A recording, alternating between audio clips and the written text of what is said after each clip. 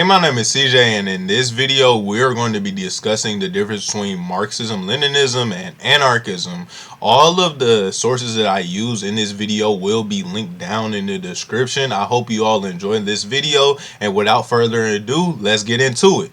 Alright, so we're discussing workers' control, or what I would like to call a lack of workers' control over the means of production in the USSR. So right now we got The Bolsheviks and Workers' Control. It's a book written by Maurice Britton that documents how the Bolsheviks responded to workers' control in the early days of the revolution. So I believe around 1922.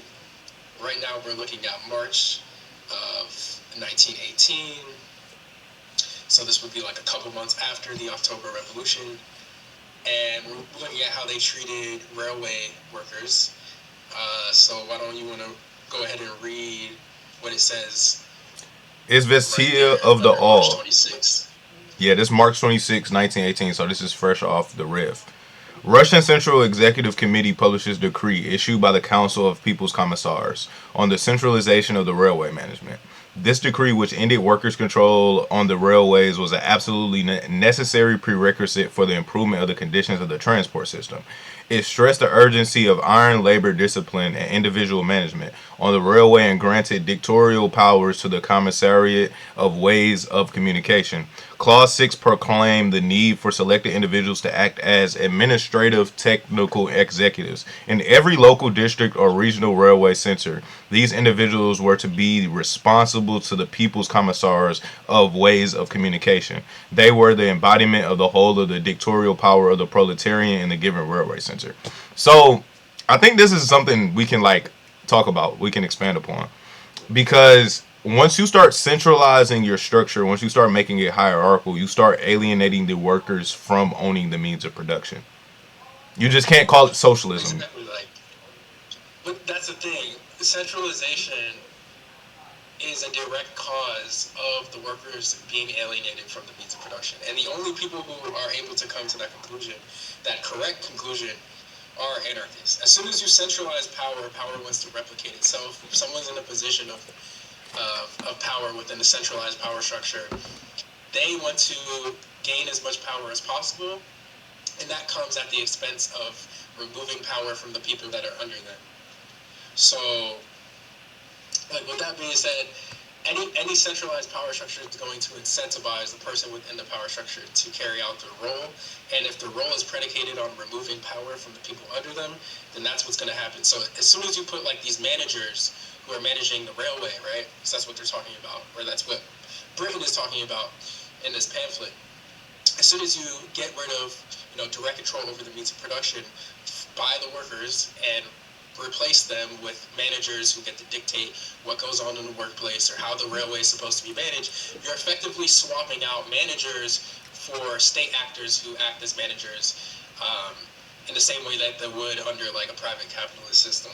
And so the state is the political organ that has control over the means of production, not the workers. Because if the state wants the workers to do something, then they can order the workers to do something, irrespective of what the workers want.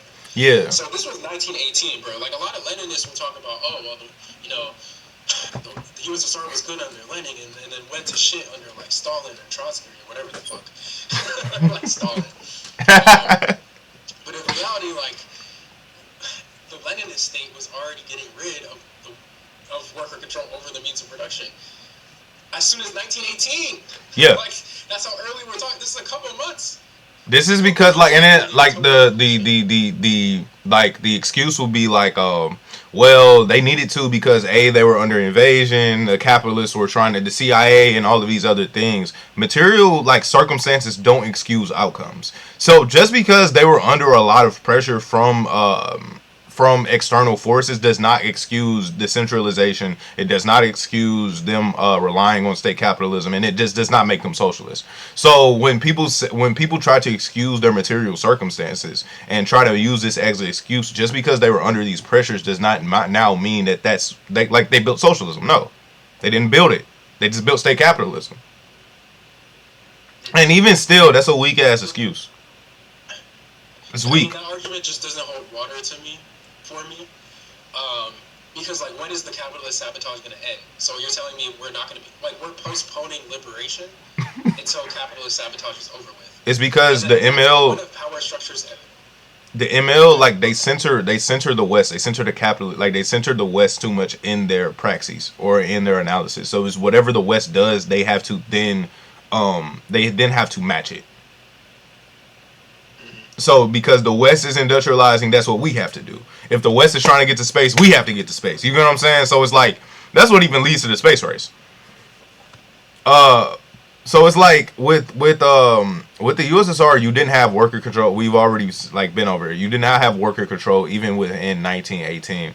But this is something that not only anarchist or anybody that is not a Leninist is able to analyze. A lot of other communists are able to analyze just how ass the USSR was. That just is what it is. We can see this. This is a book, Capitalism and Class Struggle in the USSR, Marxist Theory, by Neil C. Fernandez, in which he actually goes into detail about, you know what I'm saying, the USSR and how people, even at the time of the USSR, were critiquing the USSR for their state capitalism. And for their, you know what I'm saying, for classism still existing under the USSR. You can't have class antagonisms under socialism. You just can't revise Marx. You can't revise what socialism is just to fit a new theorem and call it socialism, because the USSR still had commodity production. And then like, okay, so this book actually goes into like the term. So like the term ultra leftist. This is something I've been called before. You ever been called this, NLH? I think anarchists by default are like ultra leftists. I don't even think we're really like on the left, but that's a whole nother. It's a whole nother discussion. But yeah, I think that like anarchists are in that like ultra leftist group. Anarchists, communizers, left comms maybe, depending on the left comm. For the most part, yeah, like you kind of have that critique levied towards anarchists that like they just critique things all the time or whatever the fuck. I mean, we critique anarchist projects. Yeah, anarchists critique other anarchists. Like, I mean, I think it's because it's no central dogma to anarchism. I think like that's the main reason why. There's a central dogma to everything else. There's a central dogma to Marxism. There's a central dogma to Leninism. There's a central dogma to Stalinism. Like, I think Stalinism may be the one with the most centralized dogma. I'm not gonna lie. One of them, Stalinism, liberalism, and like any ruling ideology has to have conformity. You have to have a degree of conformity.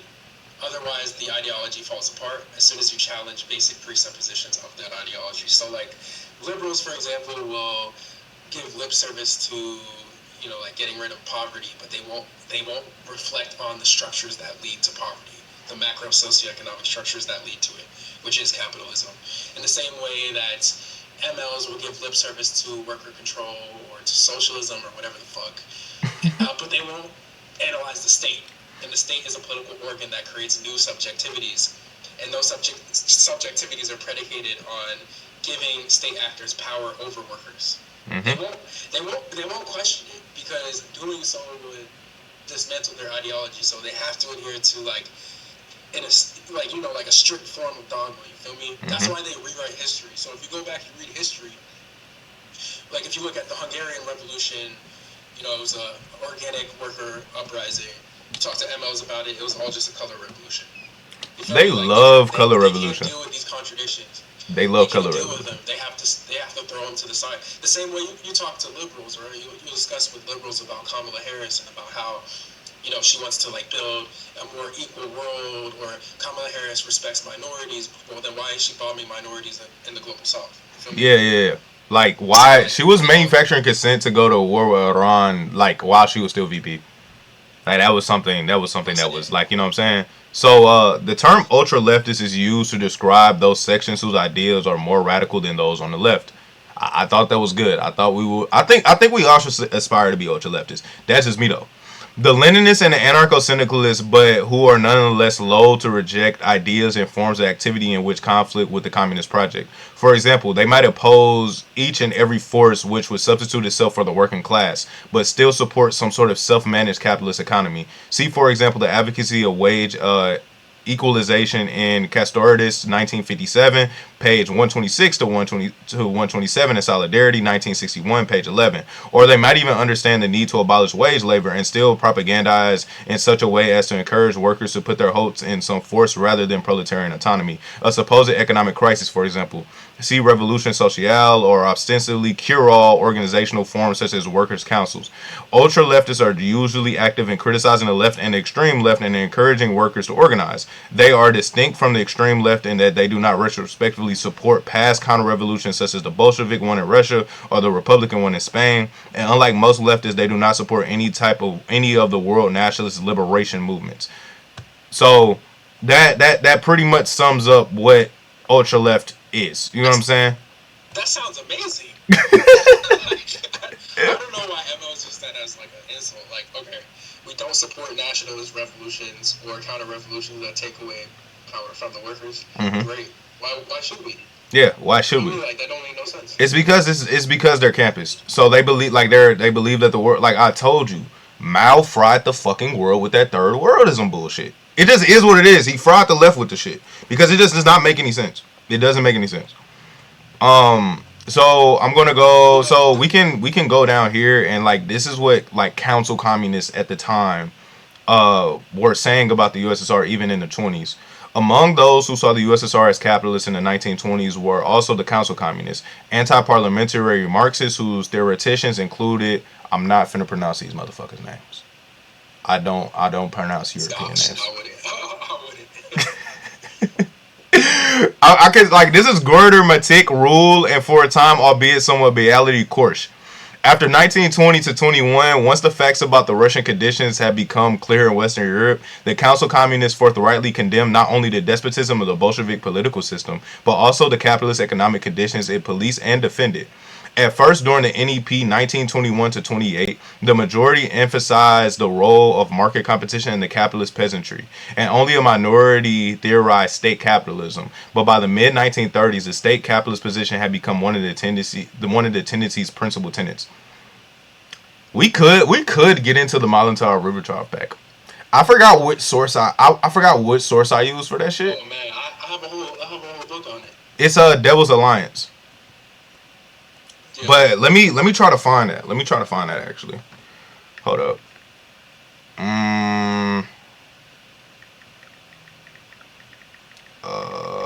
Cause like you know, they like to do that one shit where they're like they're like it's CIA, but so like I like to get all of my shit from the Internet Archive. Because that nigga Stalin sent like 900. That nigga sent like 900 tons of fucking coal and raw materials to the fucking Soviets. Not Soviets. The Nazis. I can uncensor myself on this motherfucker. I don't have to censor myself. Yeah, they sent intelligence to the German Air Force. Yeah. To invade Poland. They sent like military intelligence to them. They planned out the invasion of Poland weeks before it occurred. And the secret protocol wasn't even known until years after. I'm talking like, I think like a few decades. Yeah. My thing is, I don't need to pull this out my ass for it to be true. Like, you know what I'm saying? Like, I don't, like, they, like, the thing about, like, MLs, they gun-ho themselves in this position of where they're, like, perpetual victims. So it's like it's kind of like the same way in which they like frame modern China as like I don't know how the fuck China is a developing country, but how China is a developing country, but still it's this wonderful nuclear armed nation that has so many capabilities and can take on the West today, but at the same time China is a little fucking baby. Like, get the fuck out of here. Yeah. It's contradictory. It's contradictory. You know what I'm saying? But that's what I was saying. Like, depending on the narrative whatever suits the Marxist Leninist best interest is going to get used. So for if they need for the day for the USSR to be you know, that's what they're going to say. If they need the USSR to be a developing backwards feudal state, it's a backwards feudal state. But if they need the USSR to be a world superpower, the USSR is now a world superpower. It's the most contradictory, annoying shit of all time. You know what? That's a good point. That's honestly a good point. What? That's a good point. That they have like a flexible analysis of the USSR when it suits them and when it doesn't suit them. Like if we're talking, you know, if we're comparing it to the West, well, the USSR was a world superpower that sent people into space and could compete with America, whatever. And then when we talk about the Molotov-Ribbentrop Pact, oh, the USSR was the backwards, you know, agrarian peasant society. And it had to do that. They needed to do it because they needed to do it. The Baltic yeah, even though they were able to invade the Baltic states, almost invade Finland, take Bessarabia, northern Bukovina, like, yeah, okay. They were so underpowered that they could just invade sovereign nations like that and collapse them instantly. I mean, even that, like, that nigga Stalin did the that nigga made Israel. Yeah, that nigga made Israel. Sit with that motherfucker. That's what y'all got did. The nigga made Israel. So it's like my thing is why do you all want to cling? Why do y'all want to cling to some shit like that? You know what I'm saying? It's just antithetical to liberation. Yeah. Like. And then also the idea that. Yeah, like, okay, so like with the Russo-German alliance, or like the Molotov-Ribbentrop Pact, or you may call it the Hitler-Stalin Pact. This is something that like a lot of fucking USSR glazers or like Soviet glazers will go into and be like, well, like we were just talking about how it suits their best interest. So like at one point the USSR is the best thing since sliced fucking bread, and then another point the USSR is like a baby state. So this goes into like the history of the USSR's pact with Germany, and so yeah. So, according to various popular accounts, Hitler and Stalin signed the pacts of August and September 1939 with every intention of repudiating them as soon as the opportunity arose, and then or of flying at each other's throats. There is no documentary evidence for this assumption. Hitler and Stalin were under no illusions about each other. They knew they were fucked up. Both these niggas knew they were fucked up. Like, that just is what it is. Like, they both knew that they were the fucking devil. That's why they are able to come to this conclusion and make a fucking deal. You know what I'm saying? And there was nothing sentimental in their estimate of each other's character. Both were well aware that the pact between them was founded on self-interest, and that self-interest could destroy it. If the volte-face of August had gone a little to their heads, it was because they were adding up the very considerable profits in which it had brought them. So they profited off of it. Like, this is what capitalist states, this is what nation states do. They act on self-interest and profits. Like, that just is what it is. It's not fucking socialism. There was a certain amount of, I don't fucking speak German. I don't speak German. On both sides. At the thought of the concentration which the news would cause among statesmen and ordinary people in London, Paris, and all over the world. Since such turns of events was the last thing anybody believed possible. This realism was, of course, at once the strength and the weakness of their newfound friendship. At a conference with the army chiefs on November 23rd, 1939, Hitler quoted Bismarck as his authority for the statement that the pacts last only as long as they are useful in fulfilling their purpose, and added that Russia, for her part, would observe them only so long as she considers them to be her advantage. So you see,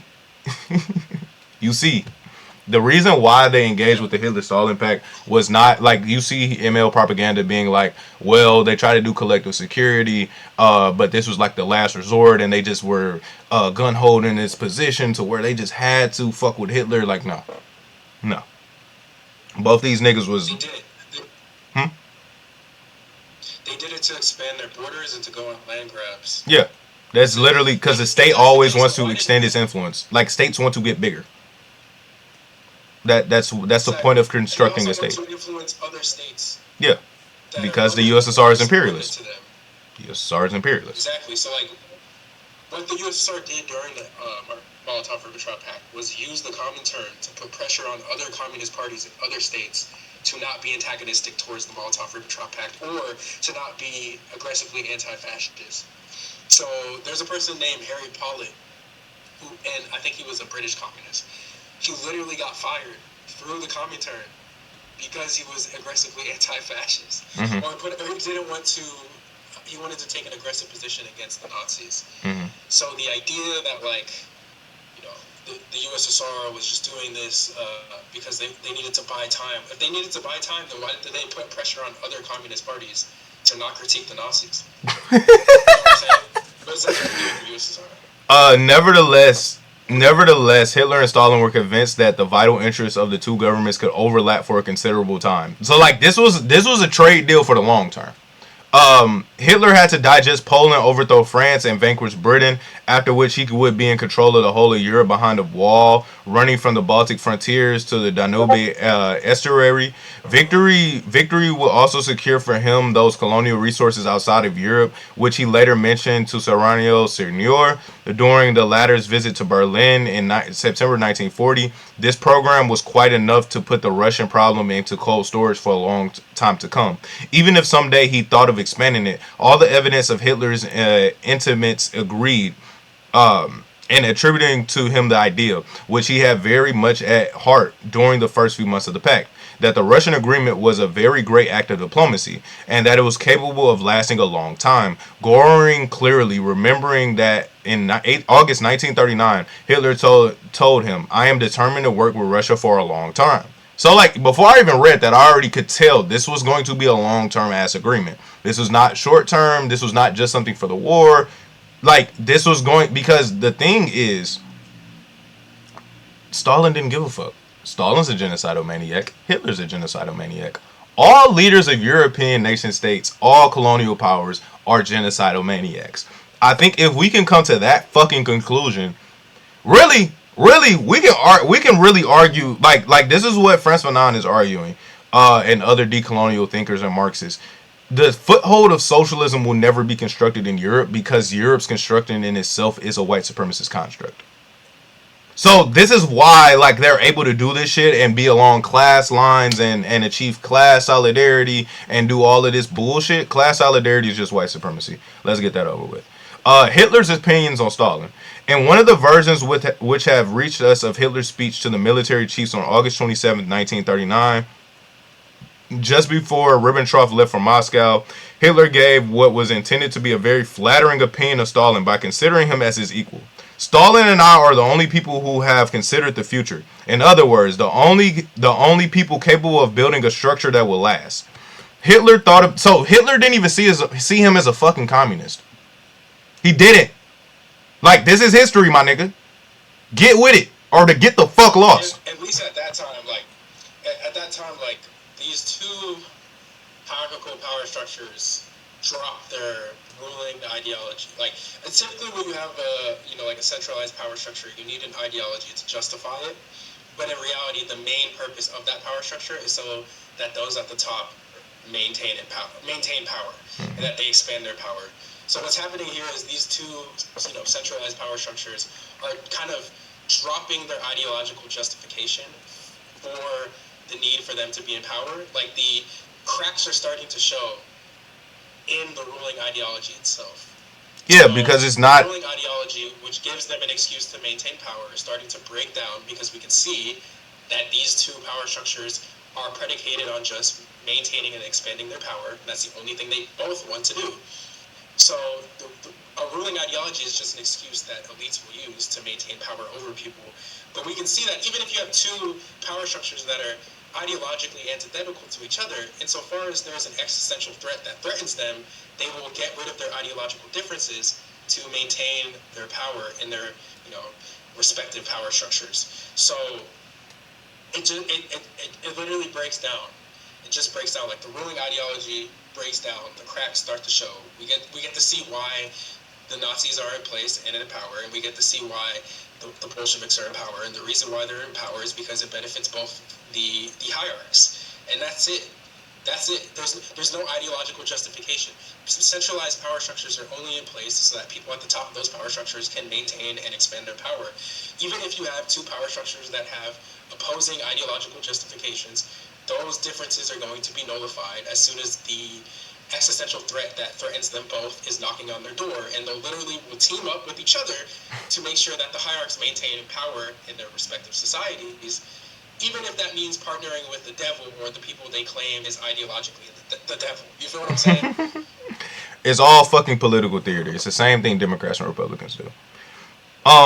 Hitler thought of history as a drama in which the parts were played by distinguished people. He could see only three great statesmen: himself, Stalin, and Mussolini. He was wrong about Mussolini because his judgment was warped by friendship, but there was no such bias where Stalin was concerned. And Hitler was convinced that the pacts would be observed as long as Stalin was alive. That nigga dead as fuck now. He expressed this opinion to Admiral Raeder at the conference of November 25th, 1939. As long as Stalin is in power, it is certain that she, meaning Russia, will adhere strictly to the pact made. Her political attitude may change after years of building up her internal strength, particularly if Stalin is overthrown or dies. Hitler was a great admirer of Stalin and was only afraid that he might be replaced by some extremist. So again, he didn't view Stalin as a genuine threat. He viewed him as a business partner. He didn't view him as a communist. He viewed him as a business partner, like I just said. This also, to a great extent, explains why, after the armistice with France, the bookshops were painstakingly stripped by the auto list of all Trotsky's work while Stalin's were left alone, and why the German censorship prohibited any discussion of Stalin until 1941.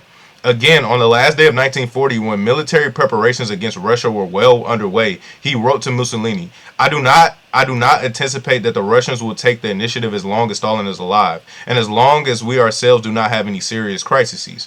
But Hitler was not quite so much under a spell of the Russian Pact as were Göring and particularly Ribbentrop, both who claimed the honor of being the first to suggest the idea of rapprochement to Hitler.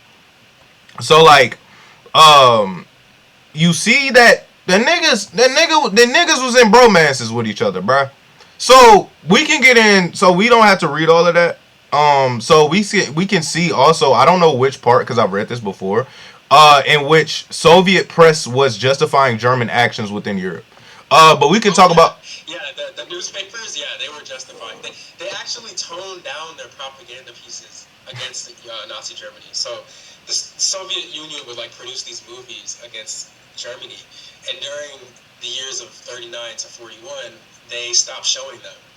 So we can see the media apparatus of both countries, not just the USSR, but also Germany did the same thing. Roger Borghaus talks about it in The Devil's Alliance, but basically the propaganda apparatuses of both countries started to get rid of propaganda against the other power when they were, coordinating with each other. So it's just bullshit. This is what I'm saying. The ruling ideology and the ideological justification for it breaks down as soon as power is threatened. Once power is threatened, two antithetical, elites, at least ideologically, can work with each other to maintain that they both maintain power over the people that they're, controlling underneath that hierarchical power structure. This is why the state. Underneath that state. This is why the state is counter-revolutionary. Coordinate with each other. Exactly. State actors will coordinate with each other to maintain that they have control over their states, even if their states are ideologically opposed to each other. We see this all the time. This plays out in history. We see this in history, not just the Molotov-Ribbentrop happening. We just see this all the time. This is CIA, bro. This pattern throughout human history. The Kremlin's the CIA. The Kremlin's support of Germany was not confined to direct action, but extended into the field of ideology, which it apparently regarded as peculiarly in its own. From 1939 to 1940, Molotov made several speeches, the gist of which was elaborated both by the Soviet press and by all the communist parties in their propaganda, legal and underground. These themes were ideological differences should not stand in the way of close collaboration with Hitler's Germany. The ideological war between democracy and fascism was ridiculous and uncivilized. Europe needed a strong Germany. Hitler's Germany went to war in order to break the chains of Versailles. The chief responsibility for the war therefore rested on Britain and France, and they alone wished to prolong and spread it. The war which these two countries persisted in carrying on was an imperialist war, dictated solely by their desire to hold on to their colonies without having to surrender any of them to Germany. This ideological support was backed by very definite political action. From October 25th, 1939, Russia openly supported the German arguments against the British blockade, particularly by her note of protest on December 10th, 1939. She came out in favor of the Belgian and Dutch efforts to mediate on November 7th, 1939. In his speech of August 31st, 1939, Molotov himself denounced the United States' decision to raise the embargo on war materials and accused them of wanting to lengthen the war. On September 16th, the Soviet government, which 6 months earlier had refused to accept the fait accompli in Czechoslovakia, officially recognized Slovakia. Welcome plenipotentiary from the country to Moscow in December, and at the same time as I don't speak fucking German. No, this is not even German. This is just another Euro language. I don't fucking like European languages. They're fucking they're confusing. They're confusing to me. Czechoslovak minister to leave Soviet territory. According to German documents, Russia showed understanding during the what the fuck campaign in Norway. When the German ambassador broke the news of the operation of Molotov, he wished the Reich troops complete success. The Soviet press did its best to justify the German expedition. On April 11th, Ivestia gave its official blessing of the Moscow government. There can be no doubt that Germany has been forced to act in Denmark and Norway because of prior moves by Britain and France. These two countries wished to undermine Germany's military positions and at the same time to strengthen their own. The objection has of course been raised that Germany has violated the rules of international law. Oh, we see this bullshit ass international law even back then. International law does not fucking exist. Okay? And has treated the Pact of non-aggression with...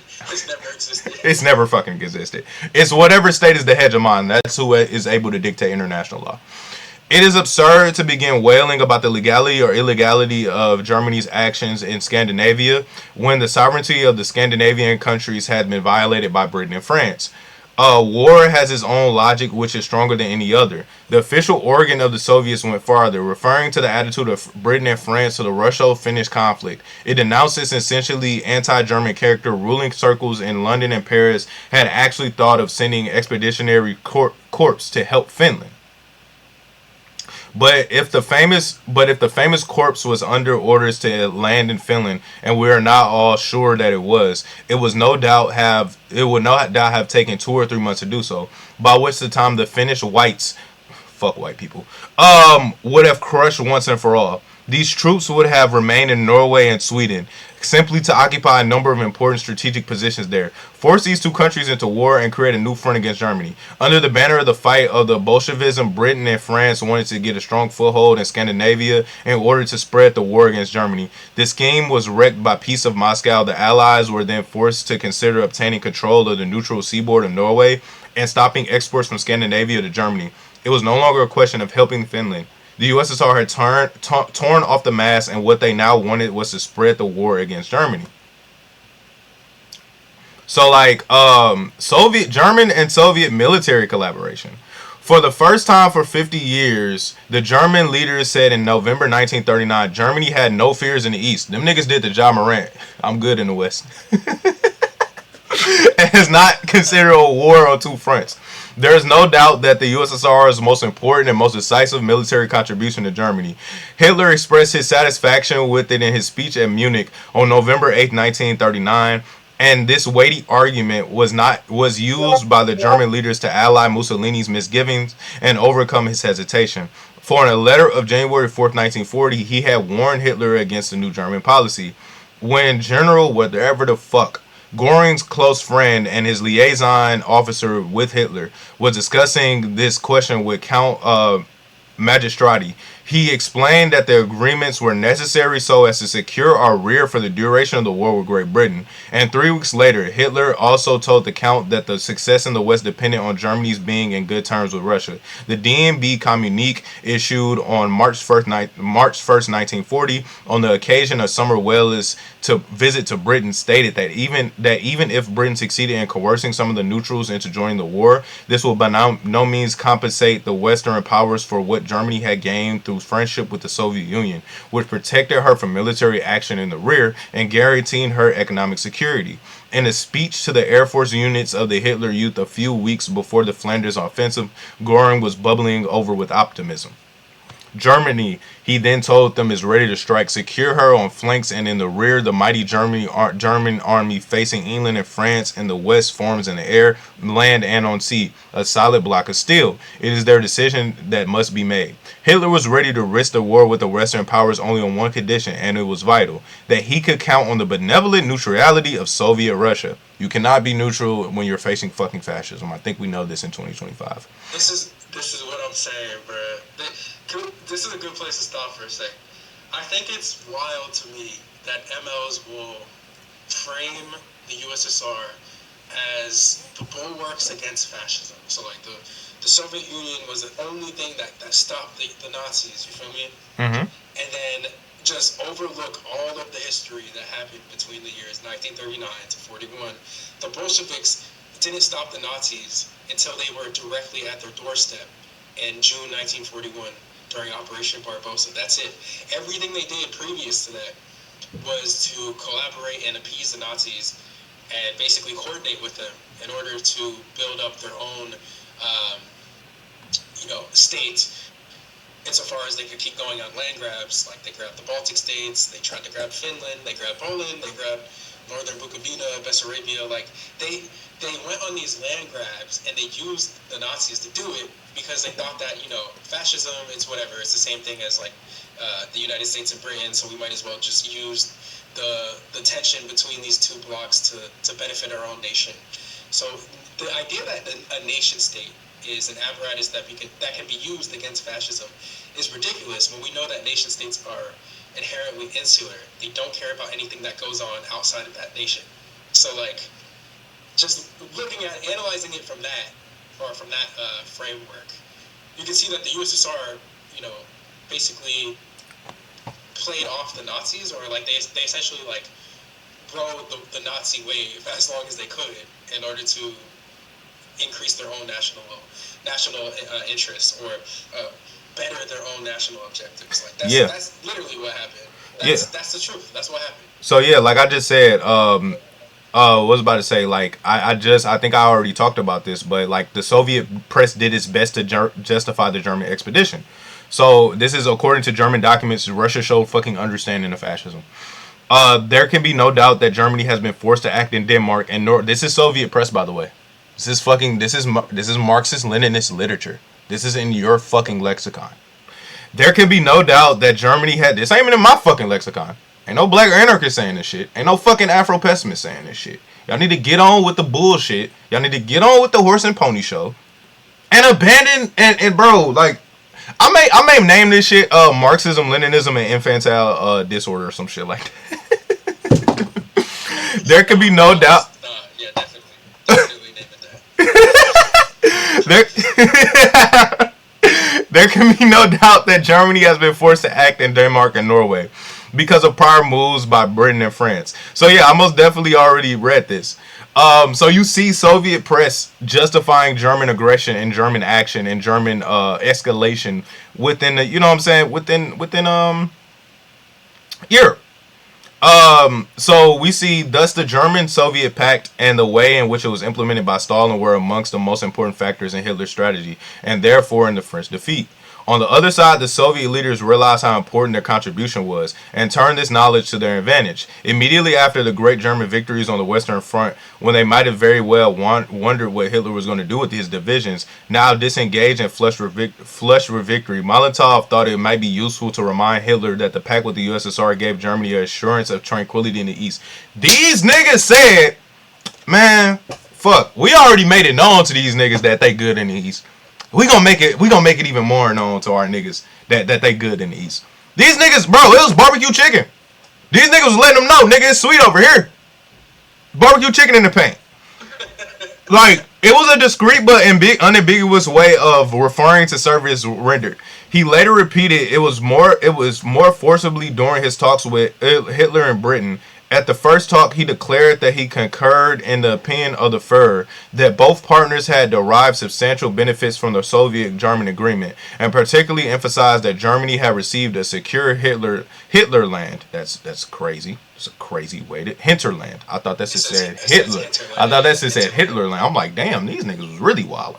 And it was generally known had been of great importance for the further course of events during the years of war. On the following day, he pointed out to Hitler that if he drew up a balance sheet of the situation after the defeat of France, the result would be the German-Russian agreement had not been without influence upon the great German victories. So, pretty much, Marxism Leninism is a scam. It's a sham. Y'all niggas got scammed, bro. This shit is not revolutionary. Like, pragmatism with fascism just does not work. This doesn't work. But here's the thing, like, what is fascism if not the natural evolution of nationalism to its extreme? Yeah, of the state. Like, all states will be fascistic. The nation state is going to work with fascists to protect themselves. Of course, that's how nationalism works. Like, people think it's just capitalism. Like, capitalism just incentivizes cooperating with fascists or, like working with fascists. No, it's also nationalism. So let's get into Russia's economic aid. I think this is the last thing that I even got to read because this shit is already terrible. Like, going into the history of what the fuck Russia was actually doing. Germany's first advantage from the agreement with Russia was military. She could fight on a single front. Her second was economic. She could escape the consequences of the blockade. In Hitler's survey of the situation on August 22nd, 1939, he congratulated himself on now being able to count Russia's raw materials for certain. I told you, these niggas said it's sweet. Nigga, this nigga said, I can count on Russia. Hitler said he can count on Russia. Nor was he disappointed. He mentioned this in a conversation with Neville Henderson on August 25th, and glorying in his talk with the worksmen at the Borsig Work. On September 6th, laid special emphasis on the importance of the economic agreement with Russia for a victorious conduct of war. Berlin was not worried then. On about October 11th, Moscow came to an agreement with London for exchanging timber for rubber and zinc. In fact, Germany hoped to profit by the exchange. For the rubber and zinc, which she could thus obtain from Russia, were as important for her as Russia's timber was for Britain. The timber was moreover sent from Murmansk in British or neutral ships, which the German Navy could intercept en route. There was no need to fear complications as Russia had no desire to damage Germany's war economy. Hitler was absolutely certain of Russia's economic cooperation and praised Sven Hedin. The chief of the naval operations was also very optimistic. The importance for us of Russia's economic aid, he said, is decisive. The offer was so generous that the economic blockade is almost bound to fail. In February 1940, Schnur recalled that Stalin himself had promised generous help to Germany's economic program. That nigga promised it himself, y'all. As he wanted deliveries of German arrangements quickly.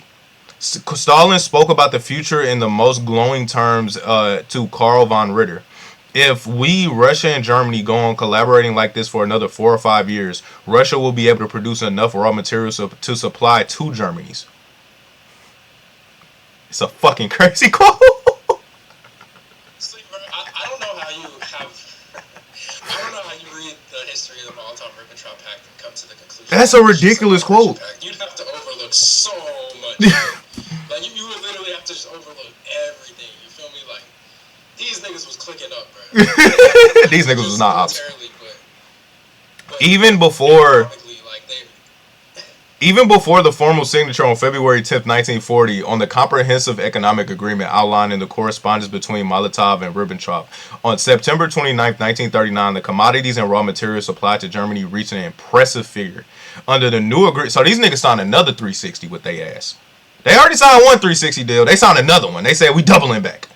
Under the new agreement, the total of Soviet deliveries and services during the first 12 months was to amount to 800 million Reichmarks. The most important Russian deliveries were to be 900,000 tons of mineral oil, 100,000 tons of cotton, 500,000 tons of iron ore, 300. These are war materials. just so y'all know, these are war materials too. So they're like providing material support for the war machine that Germany is waging in Europe. 300. So like this is also a contradiction. If you don't want this nigga to get stronger, I'm not going to send this nigga 900,000 tons of fucking oil, my nigga. So this nigga can fuel his fucking tanks. He can fuel his cars. He can do all of this shit. 300 tons of scrap iron.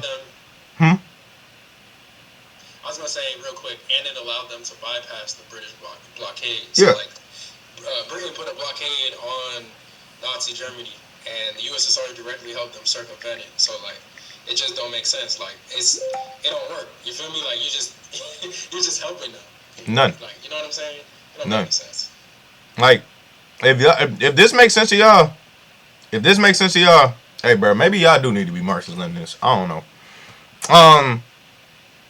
So they also had 300,000 tons of scrap iron, 24,000 kilograms of platinum and manganese, timber, fodder, oil seeds, etc.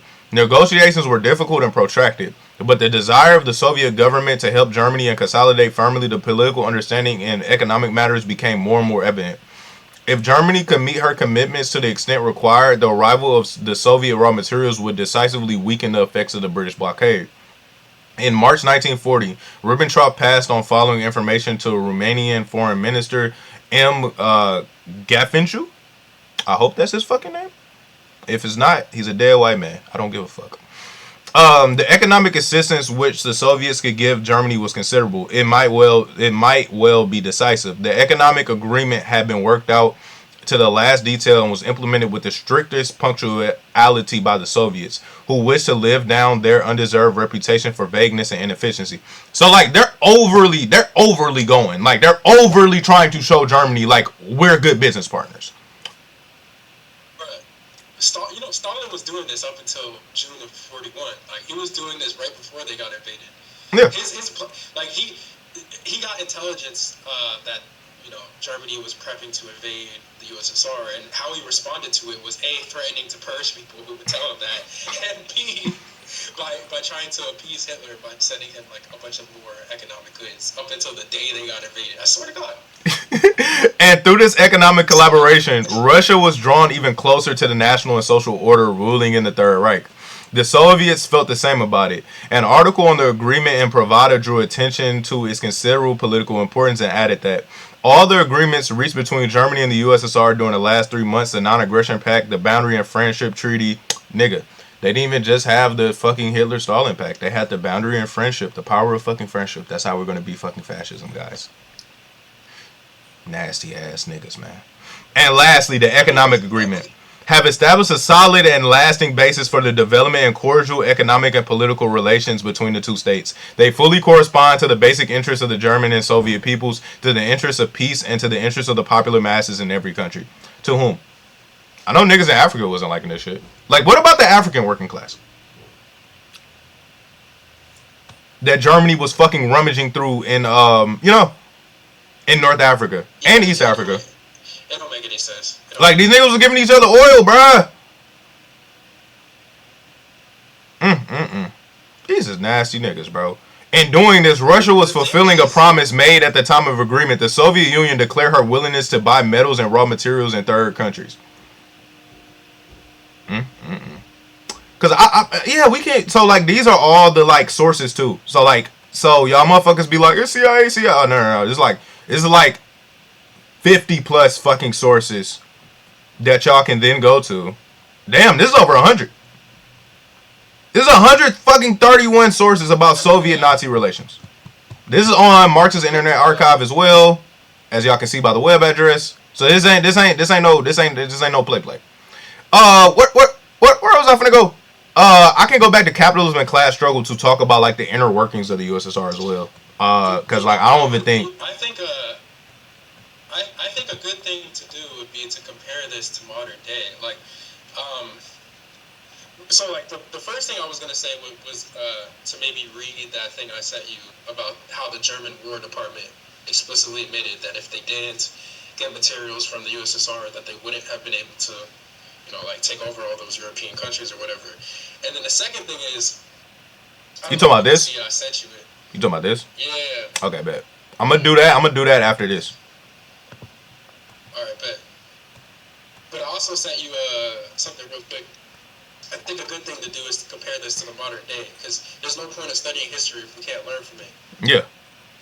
So I have a study here that shows that, and my neighbors, I don't know if I have a study here that shows that China is investing in Israeli companies. Oh my God, I'm so fucking shocked. Nah, bro, they need to do that, bro. They need to do it because what they're really trying to do is, I can't even make up a lie that's good enough for that shit, bro, or even try to. Bro. Hey, okay, so the day that I'm recording this, bro, 4 monkeys got on the loose in the loop, bro. And they're trying to now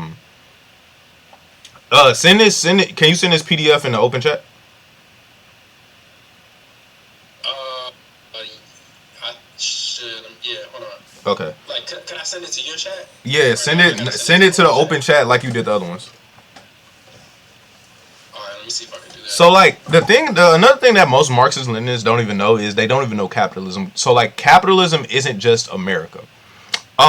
You have things like commodity production, wage labor, and production for profit under capitalism. So to first construct how the USSR was capitalist as well, we can talk about this. Commodities are goods which are bought and sold. On one hand, they are useful things which satisfy human needs, and hence the utility or use value. On the other, since they are exchanged, they must also have a value in exchange or exchange value. At this level, they are only useful to the possessor insofar as they can be exchanged for something else. In themselves, they are quite useless. Or in Marx's word, the exchange relation of commodities is characterized precisely by its abstraction from their use values. Since commodities have only existed for a tiny fraction of human existence, it is necessary to stress what lies behind purchase and sale. First, there must be an absence of concrete community or of communism, where everything will belong to everybody. In its place, there is private property, a state corresponding to the process of privative appropriation, where constituent parts of the world's wealth are appropriated in such ways to deprive or impoverish those excluded from such appropriation. Second, if things are appropriated privately, then by the very fact of appropriation, their utility must have been mediated through labor. This does not mean they are necessarily movable and solid objects. Still less does it mean that they must be manufactured. Indeed, pure oxygen or space on the beach, once privately appropriated and made saleable, are just as much as commodities as tables or telescopes. So, like, this is the thing. It is a social relation that needs to be constructed in order to privatize something. So there needs to be a social contract / social agreement / social precedent that is set up to say now that beach is privately owned by insert company, insert enterprise, or the state itself. If you all are following me. So that's how private property comes about. It's just like how you know what I'm saying, someone's house is private property, or just like I said, table or telescopes. It's how commodities are objects, pretty much. The essence of private property can only be labor, described by Marx as the expression of human activity within alienation. In short, by dint of being private property, commodities must necessarily be the products of labor. Third, the categories of purchase and sale are but aspects of the single category of exchange. This implies the existence of economy, definable as organization and social reproduction of scarcity. Human relations are mediated not only by the interrelation of objects, but also more generally by the very exchangeability and socially reproduced scarcity, themselves human relations which underline the exchange process. But however, the mystical character of the commodity may be, as Marx puts, no understanding will yet be able to provide us with an adequate definition of capitalism. This is because commodities, while they are necessary for the existence of capitalism, are not yet sufficient for their existence. As best it is shown by the fact that they existed many centuries before capitalism was born. Indeed, there is nothing in the definition of commodity exchange which does not apply equally to all goods which are bartered or to be exchanged by merchants enriching themselves merely by buying cheap and selling dear. Capitalism is more than this, and was established only when the commodity logic became generalized, and in becoming generalized made a major historical step forward by taking over production. There are two main aspects of this change. First, human productive power itself becomes a commodity. There is thus the expansion of a class of men and women who own no productive assets apart from their creative capacity, namely their ability to work or labor power. In the case of the expropriated peasants or dispossessed artisans, the productive resources that once had are taken away from them. In the case of freed slaves and serfs, which was formerly the direct utility from their own viewpoint, of a portion of their labor time is removed. Those with any of these past are consequently forced to sell their capacity to work, demand permitting in order to be able to buy back the conditions of survival. The ability to create, produce, or enjoy productive adventure is alienated, crushed into an abstract common dominator by being sold in return for a wage packet. In Marx's words, the worker's life is for him only a means to enable him to exist. He works in order to live. He does not reckon labor as a part of his life. It is rather a sacrifice of his life. The product of his activity is not the object of his activity. So I think we got the gist of it, because we could also go into value, but I don't want to drag on for too long. It's funny enough that the USSR had wage labor. Yeah. So you as a worker had to sell your labor power to the state. Yeah. It was a farm called a sovkhoz, I think. Sovkhozes, yeah. So workers on Soviet sovkhozes were paid regular, like, state-regulated wages. So it's not like there wasn't wage labor in the USSR. There was wage labor in the USSR. So it's like you have wage labor, you don't have control over the means of production. You still have the general form of value. It's like you're just replicating capitalism underneath the state. Okay. That's essentially all the USSR was. State capitalism. That's literally bureaucratic state capitalism. Yeah, exactly. But it's just, I think all capitalism is bureaucratic, but that's neither here nor there. I feel like even, sorry, I just wanted to say this real quick. I think like the minimum condition for a project to be considered socialist is worker control over the means of production. Yeah. Like even if you have workers who have control over the means of production, but you have like select markets, I'd consider that closer to socialism than like a state capitalist project where workers had no control over the means of production, like zero, none. Mm-hmm. You know what I'm saying? Mm-hmm. We have not, however, yet reached the stage of grasping the full significance of these observations regarding resource distribution, and in order to do so is now necessarily to consider the third area, that of social production strictly defined. Whether the Soviet economy was fundamentally a commodity economy or whether in some subtle way it fell short of being one in the full sense, we need to pay special attention to the sphere in particular in order to achieve the understanding of the whole. In Marx's words, exchange is merely a moment mediating between production with its production determined distribution on one side and consumption on the other. But insofar as the latter itself, consumption appears as a moment of production. To that extent is exchange obviously also included as a moment within the latter, production. As he continued, it is clear firstly that the exchange of activities and abilities which takes place within production itself belongs directly to the production and essentially constitutes it. The same holds secondly for the exchange of products, insofar as the exchange is the means of finishing the product and making it fit for direct consumption. To that extent, exchanging is an act comprised within production itself.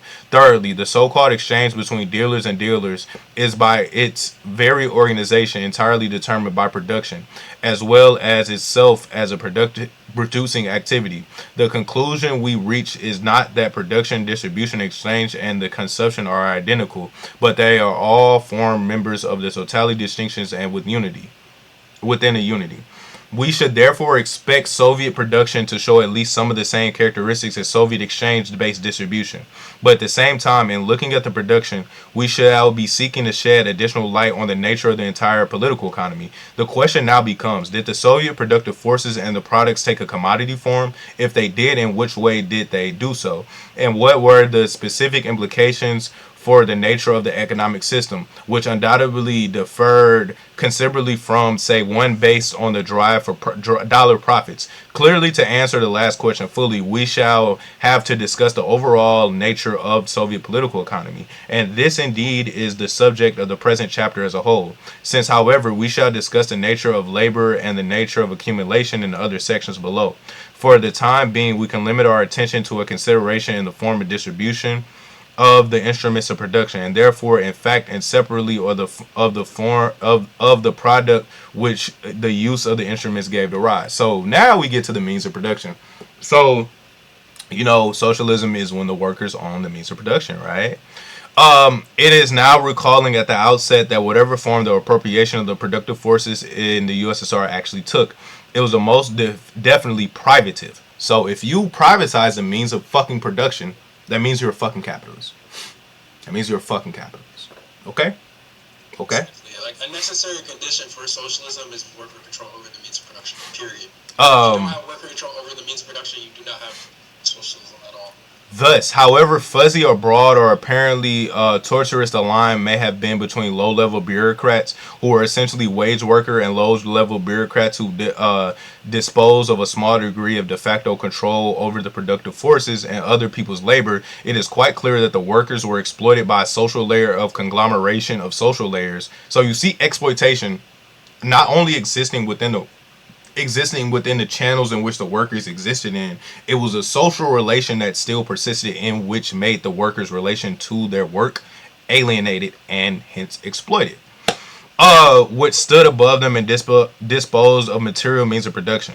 It evidently was not the workers who decided that a processing or manufacturing plant should be built, or where, when, and what end, or what it should process or produce, or in what quantities, or what specifications, and what speed. The material means of production were disposed of instead by those who were exploited, the labor of those and who were unproductive themselves. On one side, there was a relation of alienated labor. On the other hand, there was control over the conditions under which that labor was expended.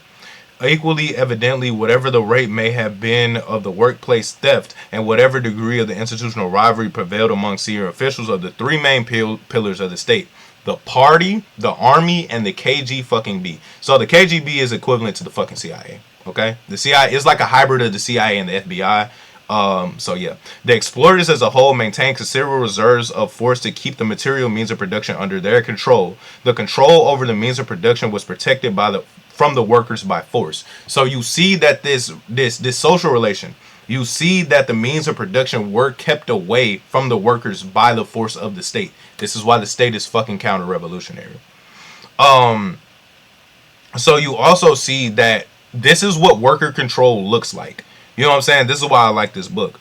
The author tells you what worker control looks like. So it's when the workers are able to make decisions about where the fuck they work. So it's when workers are able to make decisions on where the factory is located, what the fuck the factory produces, and what quantities the factory is able to produce these items.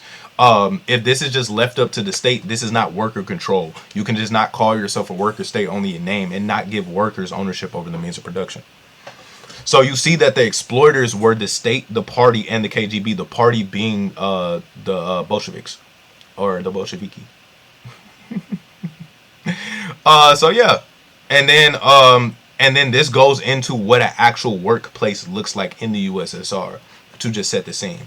To answer the first question, we must recognize that the occupants, which involved varying degrees of control over the productive forces, were themselves very varied in kind. Thus, on one hand, from very soon after the coup of October 1917, the principle which governed enterprise management in the state sector, and after the nationalizations and renationalizations which put an end to NEP, this included the whole of industry, was the doctrine of one-man management. According to this, pivotal role in operational management was assigned to the enterprise director, whose orders had to be obeyed by everyone beneath him. On the other hand, so it's like a fucking manager at fucking Mickey D's, yo. This is what the fuck was going on, man. This is what the fuck was going on. Niggas had managers, bro. On the other hand, however, he clearly could not act in whatever way he chose. Firstly, he was answerable to higher ups in the relevant industrial ministry and his relevant department, the Glock. Secondly, through them, he was also influenced by decisions made by planning authorities. Thirdly, he was also subject to some extent, at least, to pressure from the secretary of the Partcom Enterprise Committee of the CPSU and the secretary of the trade union, who himself would probably be a member of the Partcom. And fourthly, even if the main line of command came down from the ministry, nonetheless, enterprise directors were still members of the party, appointed in practice. It is equally clear that enterprise directors, ministerial officials, planning officials, OPCOM secretaries, and so on did not all exercise power in the same fashion. Thus, enterprise directors will handle most of the day-to-day running of the enterprises, and crucially, they will be responsible for passing on the information required in the planning process. Ministerial officers would try to wring maximum resources out of the GOS plan, which simultaneously attempting to indulge in the empire building by running their own supply organs for the enterprises under their remit. So you see, these motherfuckers just had bureaucratic capitalism. It was no workers owning means of production. It was none of that shit. You saw a supply, you saw a command chain, you saw centralization. That's all the USSR was. That's literally all it was. It was just state capitalism from the day it started to the day it fucking died. Like maybe even like a few months after it started, but like the workers took control over the Soviets, irrespective of whatever the fuck the Bolsheviks were doing. And then as soon as the Bolsheviks rose to power, they outlawed all the other opposition parties. They prevented factionalism, and they got rid of worker control over the means of production. So yeah, this is what happens in every Marxist-Leninist system, literally. Yeah, this is what happened in Mao's China as well, because he wanted to adopt Stalinist models of organizing the workplace. Second, this power can be traced back in its opposite direction too, and it becomes clear that the power being distributed among the workers in the course of their labor, a ministerial official or a member of the Politburo might have thought that they could exert some power out of thin air by achieving a dominant position in the party, then the part of the economy, or by subduing competitors within, say, GOS plan. But in reality, of course, that cannot be the case, since bureaucratic infighting alone does not increase the power of the economic bureaucracy, or in the broader sense, the state vis-a-vis the workers. The Soviet economic bureaucracy was a competitive apparatus in which workers fought among themselves for shares in the exercises of alienated power. So you had niggas in the workplace fighting with each other for crumbs, just like under fucking, like, this is the class struggle, just like in America. Just like in America. It's the same. It's literally the same shit, dog. It's the same shit. It's the same shit. It's the same shit because it's all fucking capitalism. It's all fucking capitalism. At the end of the day, it's all fucking capitalism. So yeah, like the enterprise director just used to do fallacious shit. Like, this motherfucker used to choose a supplier enterprise located thousands of miles away because it came under the auspices of his own ministerial higher-ups. But this, of course, is competitive behavior. So you saw, like, this is what capitalism leads to, just competition. Like, it just leads to competitiveness. And then the competitiveness was reinforcing. So it's like, I don't think I need to read any more of this shit to, like, demonstrate how the USSR was, like, capitalist. Like, just capitalistic in everything. Capitalistic in its social relations, capitalistic in its economic relations, and just capitalistic in its systemic organizing of society. But yeah, you know the specific page in this Edward Feeding the German Equal? Yeah, that one right there. It's on it. Oh, shit. Right there. So although the two sides were finally talking again, these motherfuckers like scoring X's, folks. The Soviets continued to hold some of the distance during the next few weeks. The longer Stalin could keep the Allies in the game, the higher the stakes he could play for with the Germans. Who knew? Perhaps he might actually receive a better deal from the West after all. For his part, Hitler was running short on time and short of options, and by late July, the German efforts to reach an understanding with the Soviet Union were becoming more and more intense. Dining out. July 26th. The reasons for the German sense of urgency were fairly obvious. First, the war in Poland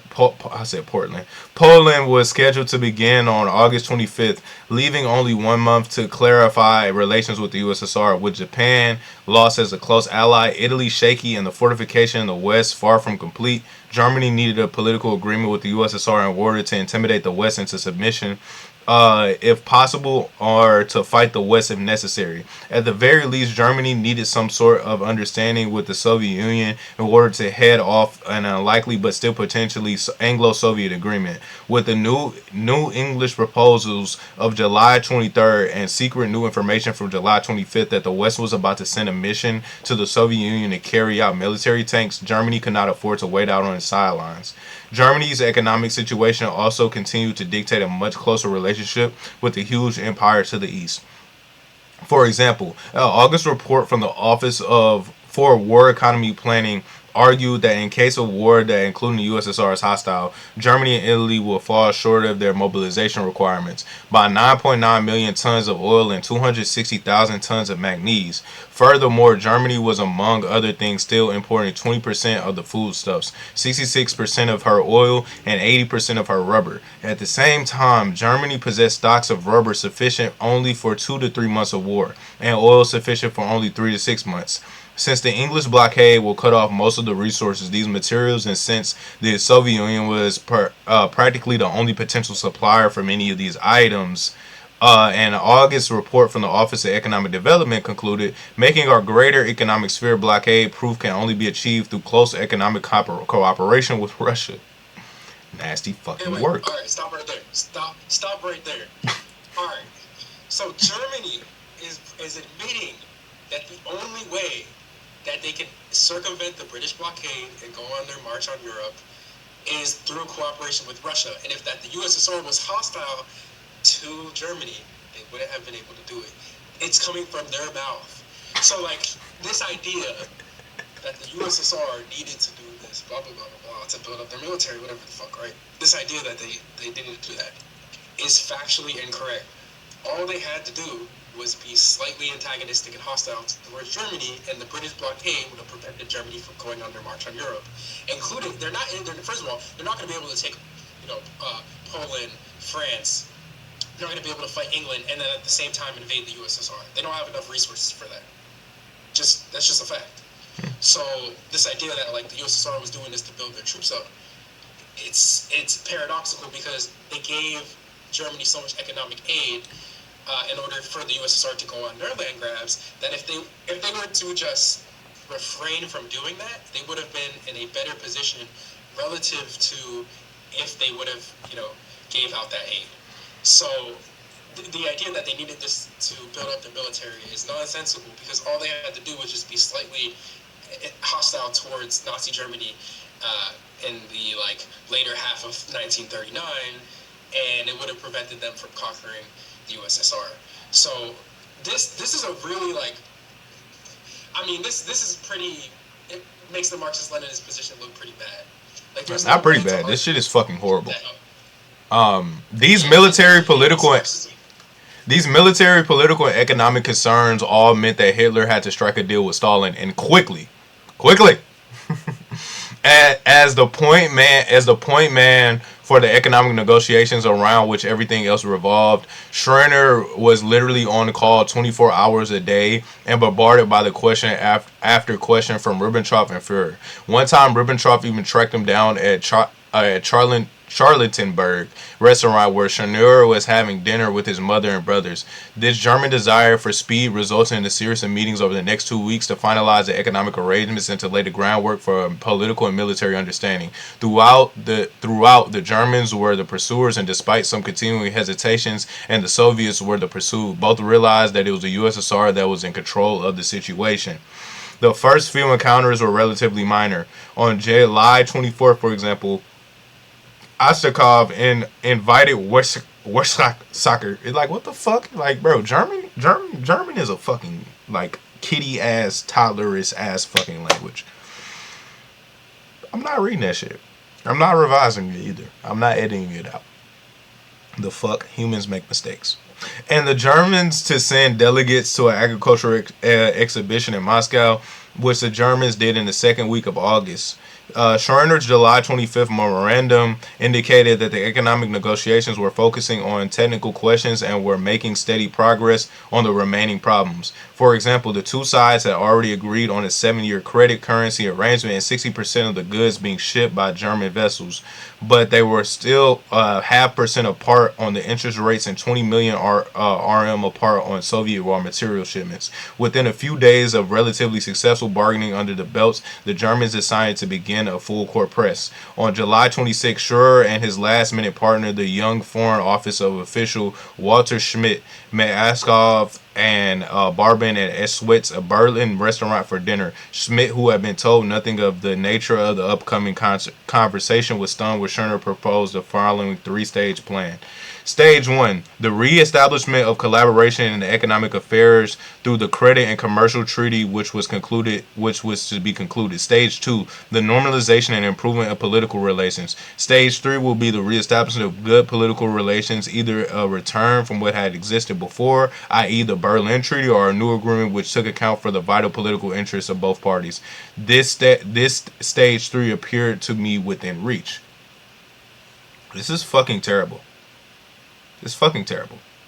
I'm surprised you haven't read this. I've never read this. I should have sent you this book. I've never read this. I've never read this. Like, I don't even think I need to read this. Like, because we've already went through why the Soviet Union was capitalist. Like, this was in 1941. These are other Marxists calling the Soviet Union capitalist. And talking about, you know what I'm saying, was this state capitalism, bureaucratic state socialism? No defense of the capitalist society existing in Russia, because we did not clearly understand the class nature of the present Soviet state. The Soviet Union's integral participation in the Second Imperialist War came as a monstrous surprise. The Red Army march on Poland, the bloody conquest of a part of Finland, and the peaceful conquest of the Baltic states proved that the Stalinized Red Army had no more connection with the spirit, purpose, and content of October than has the Stalinist state, who, armed might it is, with an abhorrent relapse from the conquest of October or the Stalinist conquest. So, like, you also see, like, you also see Marxian, you see stuff from the Marxian lexicon calling this bullshit. Also, just to make a point here, at this time the CIA didn't exist. Yeah, this is 1941. The CIA didn't exist. No. So, like, no. Unless the CIA, just time traveled. I mean, but it's like, this is the thing. Oh no, it is a conspiracy theory that the CIA do got time travel. This is another thing. So, like, this is Joseph Stalin's writings. I don't even think y'all motherfuckers read Stalin, because if y'all did, I think y'all wouldn't even be Stalinists. But I mean, some Stalinists do read Stalin and still come to these conclusions. So this is economic problems of the USSR. I don't know when. I think he dropped this in the 40s. In which Stalin talks about commodity production under socialism. So what you see the state is able to do is co-opt. So what Stalin does is he co-opts socialism. He co-opts Marxism. He revises it. Certain comrades affirm that the party acted wrongly in preserving commodity production after it had assumed power and nationalized the means of production in our country. They consider that the party should have banished commodity production there and then. In this connection, they cite Engels, who says, with the seizing of the means of production by society, production of commodities is done away with, and simultaneously the mastery of the product over the producer. These comrades are profoundly mistaken. So you see, Stalin is arguing for the preservation of fucking commodity production, which means this already means that the USSR is capitalist. So he's saying that now commodity production needs to be preserved under any condition of socialism. So this means this nigga is just a fucking capitalist. He's just a state capitalist. And he got a 13-year-old. He raped a 13-year-old, got her pregnant. But that's another story for another day. I love how you take like a shot at this nigga, like you just like hand this nigga. Yeah, no. That's another story for another day. Like, he didn't know what he was talking about. This motherfucker said There can be no doubt that in the case of all capitalist countries with a more or less numerous class of small and medium producers, this path of development is the only possible and expedient one for the victory of socialism. It is said that commodity production is bound to lead to capitalism all the time under all conditions. That is not true. Not always and not under all conditions. Commodity production must be identified with capitalist production. Must not be identified with capitalist production. So you see he's revising fucking Marx. He's revising a lot of niggas by saying this shit. And it's not, and it's like, bro, they are two different things. Capitalist production is the highest form of commodity production. Commodity production leads to capitalism only if there is a private ownership of the means production. That's just not true. We can understand that commodity production can lead to capitalism, or commodity production can exist with just the state being the capitalist and not really privatized means of production. We see it with China. If labor power appears in the market as a commodity which can be bought by the capitalists and exploited in the process of production, and if consequently the system of exploitation of wage workers by capitalists exists in the country, capitalist production begins with when the means of production are concentrated in private hands, and when the workers are periphery of means of production are compelled to sell their labor as a commodity. Without this, there is no such thing as capitalist production. What the fuck is this nigga talking about? Yeah, this is why I can't read Stalin, bro. I can't read Stalin. I cannot read Stalin. He doesn't know what the fuck he's talking about. He doesn't know what he's talking about. Hold up. Dang. No. I gotta share my screen again. No, I gotta restart it. So, and then like, I think this is the last thing we can do with the USSR to show like they were just bullshitters. You can see my screen, right? So you see the Soviets back genocide in Eritrea. So in heavy fighting over the past few weeks, the Eritrean People's Liberation Front, or the EPLF, has stalled and even rolled back an all-out Ethiopian drive to crush the resistance movement, while rallying his troops on the Alphabet Front. Ethiopian head of the state, Mengistu, and 2 Soviet aides were seriously wounded. Over 15,000 Ethiopian soldiers have been killed or wounded. Begun in mid-February, the 6th major offensive since 1978 involves 100,000 Ethiopian soldiers fighting on 4 fronts in Eritrea. Alphabet is the site of the main attack by some 30,000 elite troops moved up from the Ogaden Desert in the south after guerrilla activity there was put down with the help of 16,000 Cuban soldiers. So you see Cuba basically becoming a puppet state and a vassal state for the USSR's interests. So anytime that Khrushchev, or what was the nigga after Khrushchev? What was his name? Fuck, I'm drawing a fucking blank. Brezhnev or whatever the fuck his name was. You see, they use they basically controlled Cuba. Cuba became like sort of a imperial colony of the USSR in sorts, in which the USSR would just call on Cuba, and Cuba would just basically have to submit because that's where Cuba was getting most of its support from. So we see that the Soviets had strategic interest within East Africa. At least 400 Soviet advisors are assisting the Ethiopian army at the front of this offensive. Soviet-made MiG-21 and MiG-23 jets and Mi-24 helicopter gunships are to be used heavily for the first time against the Eritrean guerrillas in villages. Soviet participation in the anti-Eritrean war stands in sharp contrast to the declarations of support for third world liberation struggles. So we see that the declaration that the USSR was supporting the fucking Global South and was just the fucking friend of the Global South is bullshit. They're fucking contradictory. Yes, it's bullshit. It's fucking bullshit. It is not an isolated policy error, but part of a consistent effort to expand the Soviets' worldwide imperialist interests. Ethiopia is located near the strategic shipping lanes of the Suez Canal and the Indian Ocean. Whichever superpower controls the region has a stranglehold on Europe's supplies of Mideast oil. So we see motherfuckers been fighting for oil. Like, motherfuckers still fighting for oil, but motherfuckers been fighting for oil. At different times, both superpowers have used Ethiopia as a military base to spread their influence in the region. Eritrea is Ethiopia's only access to the ocean.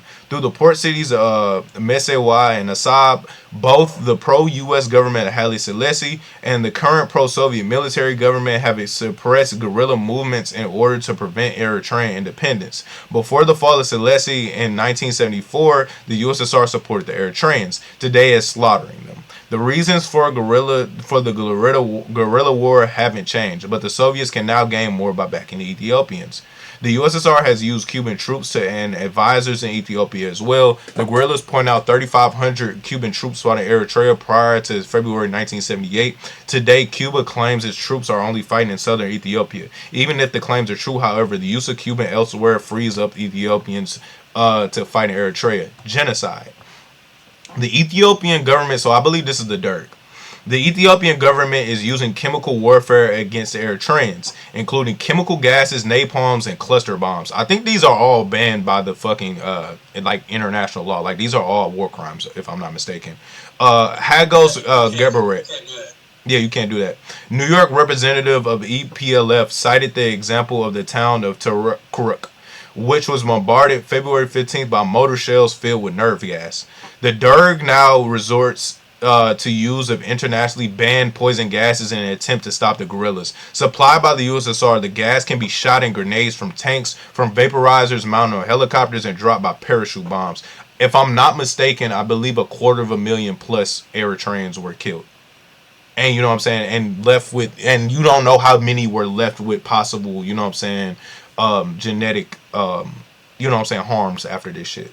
The military regime also is prepared to use Taban and Saman, highly deadly nerve gases that kill in minutes. The smallest amount absorbed through the skin is lethal. The chemicals remain in the land, poisoning plants and water supplies. So their main supplier is the USSR to get all this shit. That's where they're getting all this shit from. It's just like how the United States gives Israel all of their bullshit. So you see, the USSR is fucking up the African continent. Like, this is anti-black in so many senses of the word. The USSR was an anti-black state. It is no reason why niggas should be supporting it. It's no reason why motherfuckers should be standing it, dick riding it. It's just really no reason. It's really for no fucking reason. We can even talk about the USSR quashing the Hungarian Revolution in 1956. So although the Central Workers' Council was born after November 4th, similar endeavors were already apparent during the victorious days. This was clearer in the provinces, where sometimes the workers' councils directed the political, economic, and administrative life in an entire industrial region. The absence of any central power made it easier for the councils to take over the direction of the region, and thus to create their own power. But even in Budapest, where the Emre Nagy government expressed the people's demands, the workers attempted to organize themselves independently of the administration and the political organizations. The surprise attack of the Soviet army at dawn on November 4th completely altered the situation. Just as the workers had determined to resume work on November 5th, they now naturally went on strike, and this was at a more important weapon than the armed struggle which the hopeless from the outset. There has never been a strike so total, so general as the strike of the Hungarian workers following the Soviet invasion. What were the demands advanced by the workers? They were the same of the revolution. The Hungarian people, in particular the workers, wanted to transform the Stalinist state capitalist regime into authentic fucking socialism. They were not living under socialism under Stalin. Under Stalinist models of organization of society, it's not fucking authentic socialism. In doing so, they had to confront a system established by the Communist Party and thus its foreign protector, the USSR. Consequently, the revolutionary struggle was inevitably intertwined with the struggle for national independence. So you see them struggle. So you see them struggling for independence because the USSR is a fucking imperial power. They're like the big brother. They're literally the big brother. Meme. So you see antagonistic, like you see antagonisms between the workers. Like, this is literally the meme. They're doing the meme. I'm trying to find. Oh, so like we can get into this. Because this is something like NLA just sent this to me. This is like to construct the view of why like collaboration with settler colonies, with fascism, with, you know what I'm saying, these things lead to like collaboration with world capitalist enterprise is just ass. This is why Mao was wrong. Like, I forgot the quote from Mao that they keep bringing up, but they're like to excuse China doing business with Israel and with just like motherfuckers. It's something about trading with countries Yeah. during wars. Yeah, that shit is ass. He can be wrong. Mao can be wrong. He's wrong. Exactly. It's important to note too that Colombia cut off their trade with Israel. Turkey did too. North Korea doesn't trade with Israel. You can do it without getting bombed. You don't have to do it. So, exactly. The idea that China, that's like an economic superpower, with can nukes, cut off trade to Israel doesn't make any sense. It's asinine. So we see these are the companies operating in settlements that are trading with China. So we see multiple. We see this is Israel. These are on Israeli settlements as well. So this is anti-Palestinian as fuck. If you scroll up a little bit, you can see the start of the table. You can just read some of them. We can see. Right there. So we see Ahava skincare products. Ahava is privately owned by Chinese conglomerate Fosun International, which bought the company for $77 million in 2016. Ahava operates in the Israeli-occupied West Bank and produces skincare products from the Dead Sea minerals and mud. Tenuva, milk and dairy products. Tenuva is owned by Bright Dairy and Food Co., which is a state-owned Chinese company. Bright acquired 6% shares in Tenuva for a total of $2.5 billion in 2014. Tenuva controls over 70% of the dairy product market in Israel and is said to process milk from Israeli settlements in the West Bank. So this is materially helping and supporting Israel. Like, this is, you know what I'm saying? This is furthering the settler colonialism that Israel commits. China's support for Arab normalization with Israel. I know a lot of like Marxists don't even realize they don't even know about like fucking anti-statist politics or nothing like that.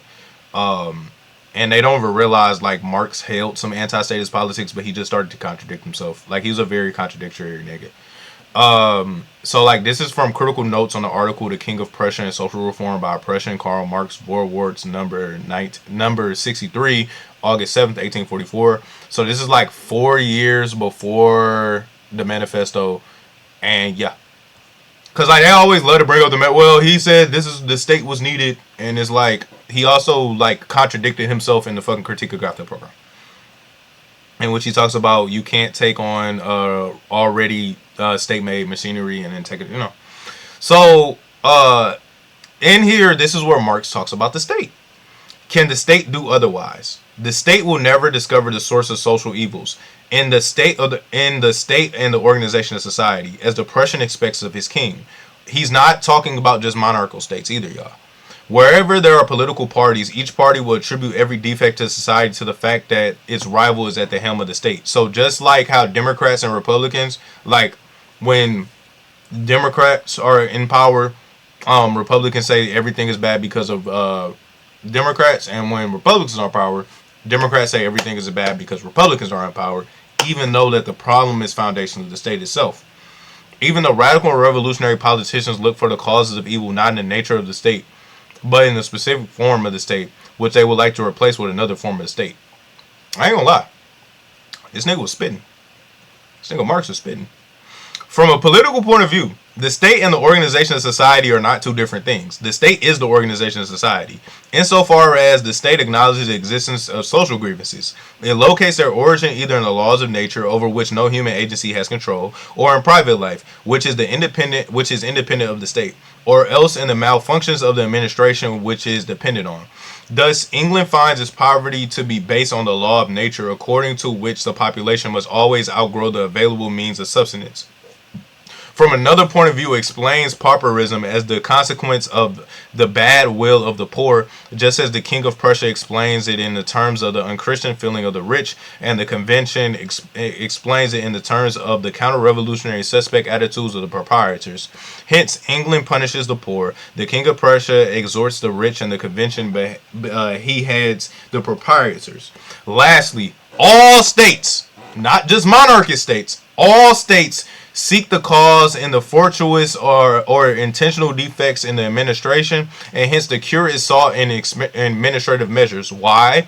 Because the administration is the organizing agency of the state. So the administration is just the government. The contradiction between the vocation and the good intentions of the administration on the one hand and the means and the power at its disposal on the other cannot be eliminated by the state except by abolishing itself. For the state is based on this contradiction. It is based on the contradiction between public and private life, between universal and particular interests. For this reason, the state must confine itself to former negative activities, since the scope of its own power comes to an end at the very point where civil life and work begin. Indeed, when we consider the consequences arising from the asocial nature of civil life, of property, of trade, of industry, of the mutual plundering that goes on between the various groups in civil life, it becomes clear that the law of nature governing the administration is impotence. For the fragmentation, the depravity, the slavery of civil society is the natural foundation of the modern state. Just as the civil society of slavery was the national foundation of the state in antiquity, the existence of the state is inseparable from the existence of slavery. The state and slavery in antiquity, frank and open classical antitheses, were not more closely welded together than the modern state in the cutthroat world of modern business. Sanctimonious Christian antithesis: if the modern state desired to abolish the impotence of the administration, it will have to abolish the contemporary private life, and to abolish private life, it will have to abolish itself, since it only exists as an antithesis of private life. However, no living person believes the defects of his existence to be based on the principle, the essential nature of his own life. They must instead be grounded in circumstances outside his own life. Can I say this on YouTube? I don't fucking know. Y'all can read the word. Is contrary to nature. Hence, the state cannot believe in its intrinsic impotence of its administration, i.e., of itself. It can only perceive formal contingent defects in it and try to remedy them. If these modifications are inadequate, well, that just shows that social ills are natural imperfections. Independent of man, they are law of God, or else the will of private individuals is to degenerate them to meet the good intentions and administration halfway. And how perverse individuals are. They grumble about the government when it places limits on freedom and yet demands that the government should prevent the inevitable consequences of that freedom. The more powerful a state, and hence the more political a nation, the less inclined is to explain the general principle governing social ills and to seek out their causes by looking at the principle of the state, the actual organization of society of which the state is active, self-conscious, and official expression. So Marx is able to understand that the state is not a neutral actor. Marxist Leninists like to act like the state is just a neutral actor in society and just the state is no. The state is reaffirming. The state is self-replicating. This is what Marx is talking about here. I don't know how the fuck Marx was able to leave up his theory for interpretation by authoritarians, because the way that he's talking right here is actually crazy. He's actually based right here. Like, for the time period in which he's writing in, the 1840s, this is actually based. Like, it's actually spitting. Marx never really describes, he describes a dictatorship of the proletariat, but he never describes a worker state to mean the same thing as a Leninist state with courts and administrators and militaries and basically all the same infrastructure that was left over from the previous Tsarist regime. You'll never hear Marx describing how a worker state is going to look like that. You know what I'm saying? Yeah. There's no Marx quote you can find me to describe that. So we can get in. This is by Lorenzo Ervin, the Panther himself. So this is Anarchism and the Black Revolution. So what is anarchism? Anarchism is free or libertarian socialism. Anarchists are opposed to government, the state, and capitalism. Therefore, simply speaking, anarchism is a non-governmental form of socialism called libertarian socialism. So, in common with all socialists, the anarchists hold that private ownership of the land, capital, and machinery has had its time, that it is condemned to disappear, and that all requisites for production must and will become the common property of society and managed in the common by the producers of that wealth. Anarchist Communism's Its Basis and Principles by Peter Kropotkin. Feminism, black liberation, gay rights, and the ecology movement, and others have lent new awarenesses to the philosophy of anarchism over recent years. Such influence has helped advance anarchism as a social force in modern society. These influences ensure that social revolutions will be as all-encompassing and democratic as possible, and that all people will fully be liberated rather than just affluent straight white males steeped in dogma in the last century alone. There are different types of anarchists with many points of agreement and disagreement. Principal debates between anarchists relate to forms of organization and strategies. For instance, significant differences concern the economic organization of future society. Some anarchists reject money and substitute a system of trade in which work is exchanged for goods and services. Others reject all forms of trade or barter or private ownership as capitalism and believe all major property should be owned in common. There are anarchist groups opposed to violence, of advocating pacifism and nonviolent direct action. Some accept it only in self-defense or during a revolutionary insurrection. In addition, there are those who believe in guerrilla warfare, including assassination, bombings, bank expropriation, as a means of revolutionary attack on the state. Yet there are also anarchists who believe almost exclusively in the organizational, labor, or community work. Some are animal rights activists, some do prison support work, and others are just feminists. There is no single type, nor do they all agree on strategy and tactics. Anarchists believe social revolution is the process through which a free society will be created. Let me point out social revolution is wholly different from a political revolution. In the former, the issue is to be put the people in the command. In the latter, the leadership commands the people.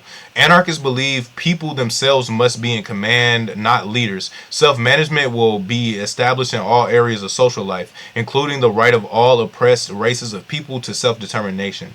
Anarchists believe only peasants, workers, and farmers can liberate themselves, and that they should manage industrial and economic production through workers' councils, factory committees, and farm cooperatives rather than via a party or government. When communist dictators like Joseph Stalin and Mao Zedong tried to force collectivization of agriculture and industry on their people, millions died from starvation. Others were imprisoned or executed for resistance. These were not criminals, mercenaries, or counter-revolutionaries. They were workers and peasants, idealized in communist theory, but harshly oppressed in practice. By their initiative, individuals and communities will implement their own management of social life through voluntary associations. They will refuse to surrender self-direction to the state, political parties, or vanguard sects, since each of these merely aid in establishing or re-establishing domination. So the way that another way that the state is able to reaffirm itself and to just self-replicate is through political parties. This is why I don't fuck with political parties. This is why I don't fuck with PSL. This is why I don't fuck with DSA. But that's a whole nother story for another day. I ain't even mean to rhyme. Anarchists believe the state and capitalist authority will be abolished by direct action such as wildcat strikes, slowdowns, boycott, sabotage, and armed insurrection. We recognize our goals cannot be separated from the means used to achieve them. Hence, our practice and the associations we create will reflect the society in which we seek. So this is how economic and social organization of anarchism. Since it is where everyone's interests converge, crucial attention will be paid to the area of economic organization. Under capitalism, we have to sell our labor to survive and feed our families. After an anarchist social revolution, the wage system and institution of private and state property will be abolished. In its place, the communist principle from each according to his ability to each according to his need will direct the production and distribution of goods. We are more communist as black anarchists than any fucking Marxist Leninist is, and I will die on that fucking hill. Voluntary associations of voluntary associations of producers and consumers will take common possessions of the means of production and allow free use of resources to any voluntary group, provided such as use does not deprive those nor does it entail of use of wage labor. Food and housing cooperatives, cooperative factories, community-run schools, hospital, recreation facilities, and other important social services are examples of such associations. In turn, these groupings will federate with one another on both a territorial and functional basis to facilitate common goals. Federalism is a form of social organization in which self-determining groups freely agree to coordinate their activities. Federalism is not a type of anarchism, but is an essential part of anarchism. It is a joining of groups and peoples for political and economic survival and livelihood. The only social system that can possibly meet the diverse needs of society while still promoting solidarity on the widest scale is one that allows people to associate freely for common needs and interests. Federalism emphasizes autonomy and decentralization, fosters solidarity, and complements the group's efforts to be self-sufficient as possible. Groups can then be expected to cooperate so long as they derive mutual benefit. Contrary to the capitalist legal system and its contracts, in an anarchist society, if such benefits are not considered mutual, any group will have the freedom to disassociate because there's no state forcing you to do shit. This is in direct contrary to the USSR, in which there was a state telling you what the fuck to do. You know what I'm saying? Telling you to associate with these social relations. With anarchism, you have no state, you have no unjustified authority, you have no hierarchical power structures. So there is no authority making you associate with exploitative practices. It's not coercive. Anarchism, and anarchist society gets rid of things such as state and economic coercion. That most definitely should you know what I'm saying, set the scene for what anarchism is. So we also have our types of anarchists. However, anarchists cannot be expected to agree on everything. Historically, these differences have led to distinct tendencies in anarchist theory and practice. Individualist anarchists hope for a future society in which free individuals do their social duty and share resources according to the dictates of abstract justice. Generally speaking, individualists are philosophers rather than revolutionary activists, more likely to be middle class and academic or right-wing libertarians, although there were some European radical groups in the 19th century engaged in armed self-defense and attacks on the state. In the modern period, individualists are civil libertarians who want to reform the system to make it work fairly. They were prevalent in the 1960s and are still seen in the countercultural anarchist formations and even among right-wing monetarists. Libertarians who believe in limiting the role of government to assure a laissez-faire free market capitalist economy. So those are more like your ANCAPs, which I don't consider anarchists. Mutualists are... I don't consider them. Yeah, because anarcho-capitalism is just a fucking oxymoron. Just like Marxist Leninist. Exactly. Just like Marxist Leninist. Exactly. Mutualists are anarchists associated with the ideas of 19th century anarchist philosopher Pierre Joseph Proudhon, who based his future economy on individuals and small groups possessing but not owning the means of production and bound by mutual exchange and mutual credit instead of money to ensure each individual the product of his or her labor. This type of anarchism synthesizes when individualists put their ideals into practice and wish to reform capitalism to make it cooperative. Right-wing libertarians and advocates of a minimized role for the state are often inspired by mutualism. Karl Marx attacked Proudhon as an idealist and utopian philosopher for the anarchist concept of mutual aid. Man, fuck Marx for that shit. I ain't gonna lie. That shit lame. That nigga Marx called mutual aid idealist. How the fuck are you gonna structure? I don't fucking know, bro. Bro, what was this nigga Marx on, bro? That nigga was hating, for real. That nigga was a hater, for real. Like, no bullshit. That nigga was a hater, for real. Collectivist, anarchist...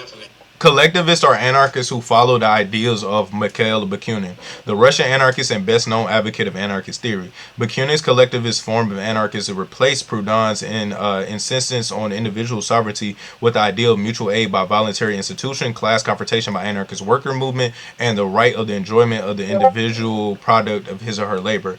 This type of anarchism involves a direct threat to the class system in the capitalist state and is the view that society can only be reconstructed when the working class seizes control of the economy, destroys the state apparatus, and reorganizes production on common ownership and control by associations of working people. This form of anarchism is the ideological basis of anarchist syndicalism or revolutionary labor unionism. Anarchist syndicalists are anarchists active in labor and working class movements. Anarchist syndicalism is a form of anarchism for class consciousness workers and peasants, for militants and activists in the labor movement, and for libertarian socialists who want equality as well as liberty. As pointed out in the philosophy, is based heavily on the ideals of Bakunin. Although its organizing techniques stem from the French and Spanish C&T trade union movements called syndicates, in which anarchists were heavily involved. The industrial workers of the world IWW in North America, which led the fight for the 8-hour workday and heavily influenced by anarchist syndicalism. Anarchist syndicalism is based on the view that a revolutionary form of economic warfare called the general strike must stop. So when you hear motherfuckers talking about general strike this, general strike there, motherfuckers got it from anarchists first. Every single type of like revolutionary action against capitalism does not come from fucking Marxist Leninists. It really doesn't even come from Marxists. It comes from anarchists. Because anarchists understand to fundamentally abolish capitalism, you must abolish the state. Anarchist syndicalism is based on the view that a revolutionary form of economic warfare called the general strike must topple the capitalist state, and that the economy must afterward be based on industrial unions under the control of the working class. An industrial union Congress will handle political matters, while workplace matters will go to the factory committee elected by the workers and under direct control. This type of anarchism has great potential in North America if it raises the contemporary issues like the shortened work week, factory councils, the current depression, and the fighting the bosses offensive against the working class. Anarchist communists or anarcho-communists are revolutionary anarchists who believe in the philosophy of class struggle and end to capitalism and all forms of oppression. Anarchist communists do not take the mechanical view of class struggle taken by Marxist Leninists. Anarchism does not hold that only the industrial proletariat can achieve socialism and that victory led by party represents our ultimate goal. Nor do anarchists accept the idea of workers' states presided over a party and its leaders, such as the case with the Soviet Union. Anarcho-communist philosophy is based on the theories of Peter Kropotkin, another Russian anarchist of the 19th century. Kropotkin and his fellow anarcho-communists not only envisage in the commune and workers' councils as the proper guardians of production, but also attack the wage system in all of its forms and revive the ideas of libertarian communism.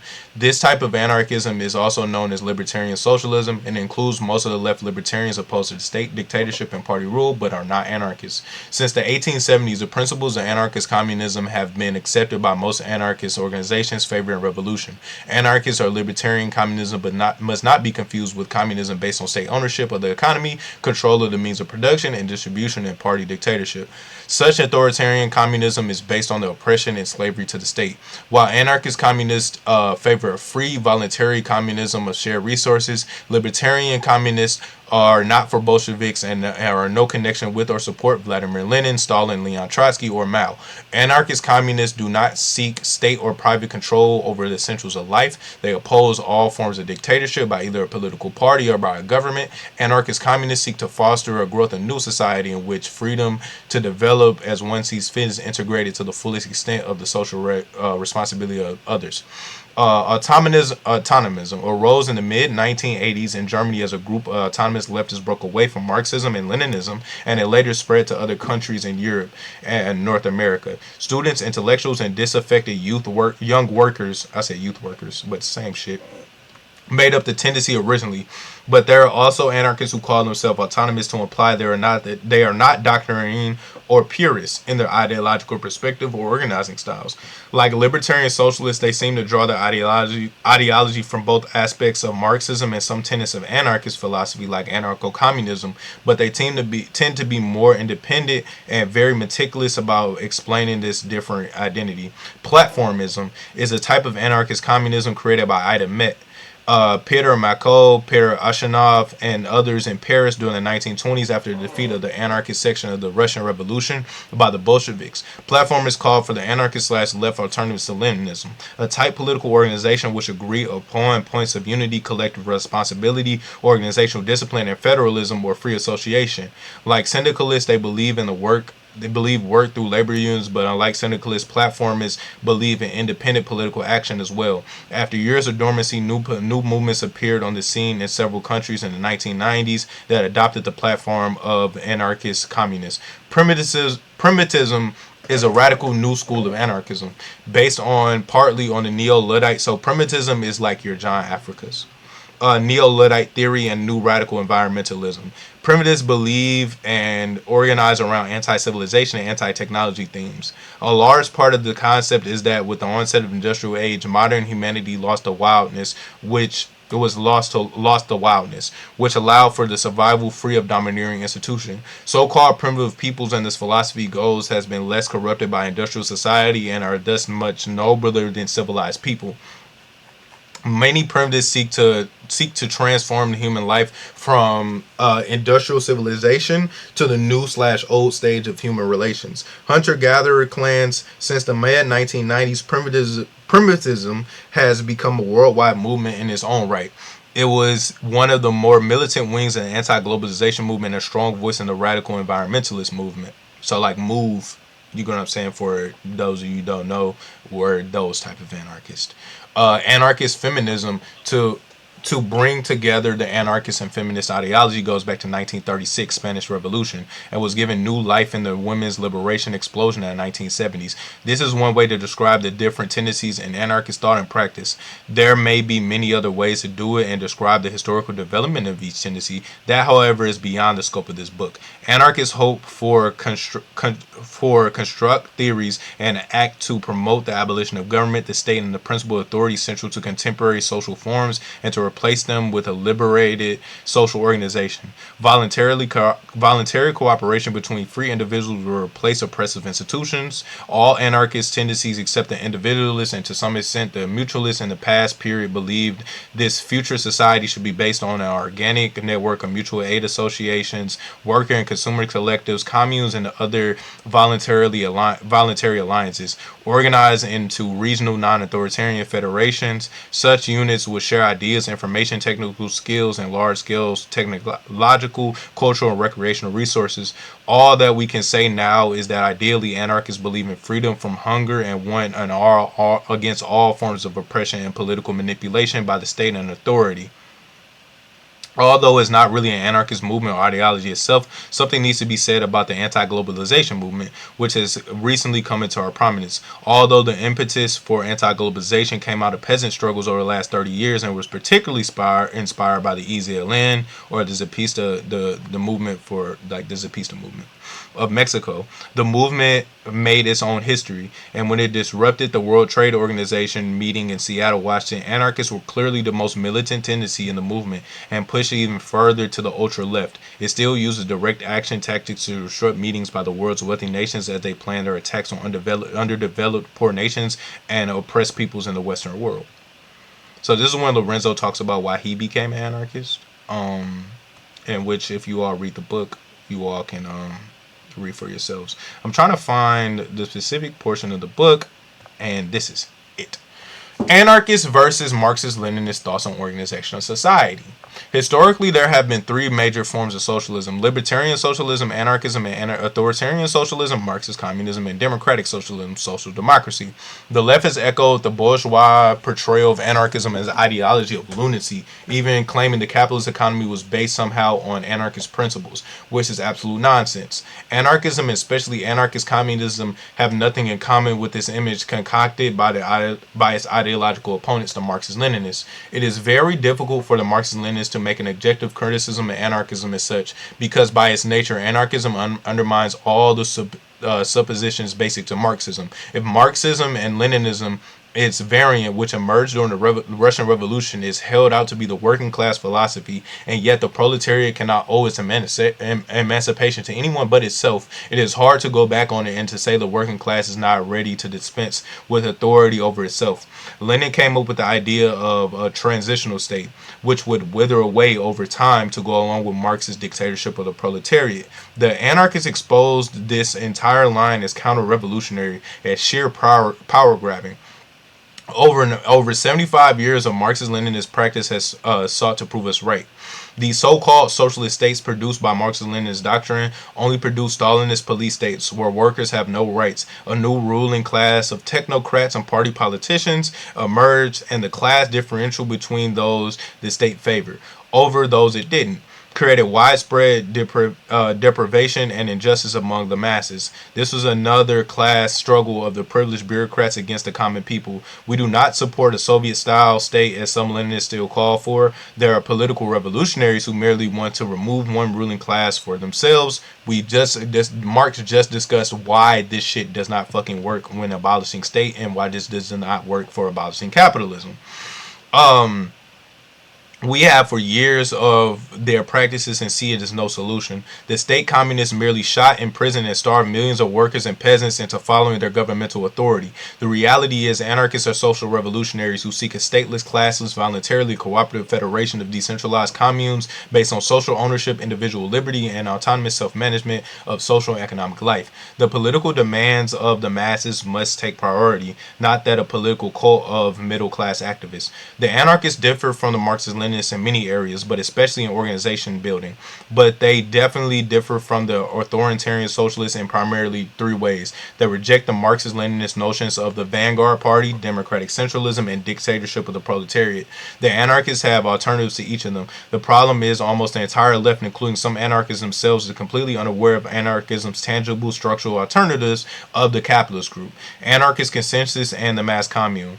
The anarchist alternative to the vanguard party is the catalyst group, an anti-authoritarian political action group. The catalyst group is merely an anarchist communist federation of affinity groups in action. This catalyst group or revolutionary anarchist federation would meet on a regular basis or only when necessary, depending on the wishes of the membership and the urgency of prevailing social conditions. It will be made up of grassroots representatives from the affinity group with full voting rights, privileges, and responsibilities. It will set both policies and future actions to be performed. It will produce both anarchist and communist theory and social practice. A catalyst group believes in class struggle and the need to overthrow capitalist rule and opposes Marxist-Leninist communist state tyranny as well. It organizes in the communities and workplaces. It is democratic and has no authority figures like a party boss and central committee. Our anarchists oppose hierarchy, power-tripping Marxist leadership. This bro. Like, you can tell Lorenzo wrote this because he's talking in his own voice as well. Anarchists oppose hierarchical, huh? Sorry, I was just gonna say, I think Lorenzo has a good insight on Marxism Leninism because he organized in Marxist-Leninist organizations. Yeah. He was a former Panther. Yeah, he's a former Panther. Not saying that the Panthers were Marxist-Leninists, but he has had to engage with Marxist-Leninist organizational structures.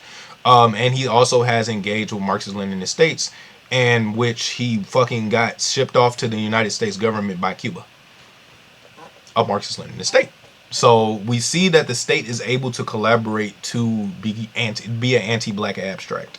Anarchists oppose hierarchical, power-tripping Marxist leadership that suppresses the creative urge of those involved and forces an agenda down their throats. Members of such communist political cult-type groups are mere servants and worshippers of party leadership.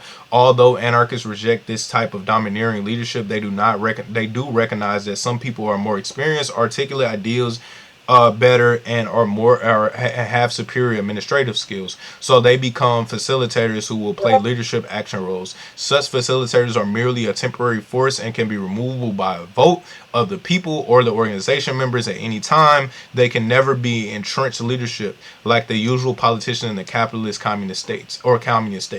There is a conscious attempt to rotate routinely this responsibility and to pass on these skills to others, especially to women and people of color, who will ordinarily not get the chance. The experience of these facilitators, who are usually veteran activists or better qualified than most in the movement, can help form or drive movements forward and even help crystallize the potential for a revolutionary change in the popular movement. What they cannot be allowed to do is take over the initiative of the movement itself. The members of these groups reject hierarchical positions, anyone having more official authority than the other.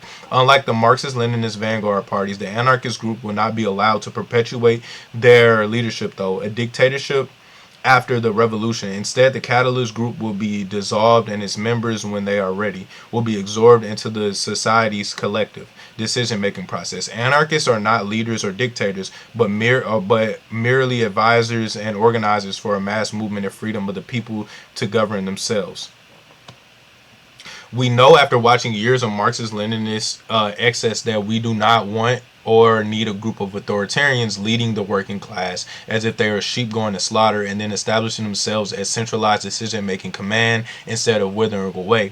Marxist-Leninist nation states have perpetuated vicious authoritarian institutions, the secret police, the gulags, labor bosses, and the Communist Party to maintain their power. This is how the state is self-replicating. This is how the state maintains its monopoly on violence through things like the secret police, gulags, labor bosses, and the Communist Party.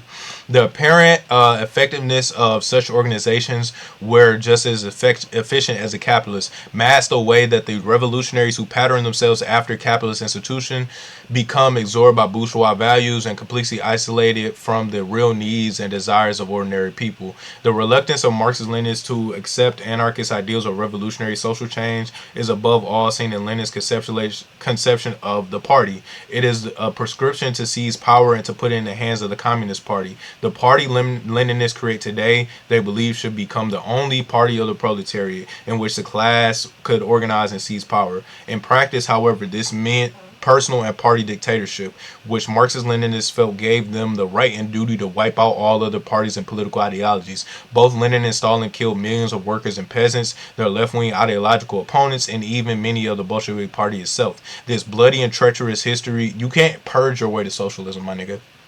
That's pretty much what he's saying. You can't purge your ways to socialism.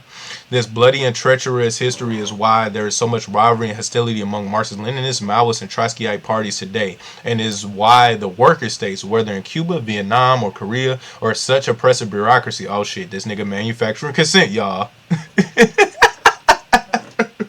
what they would say, bro. It's just like any critique from the left is manufacturing consent. Any critique from the left, bro. They didn't even read Noam Chomsky, bro. He doesn't say that any like milquetoast critique is manufacturing consent. He's talking about news companies and media and the media apparatus. It is also why the petty bourgeois and ordinary citizens overthrew most of Eastern Europe Stalinist governments in the 1980s. Maybe we are witnesses in the eclipse of state communism early, since it has nothing new to say and will never get those government seats of power back again.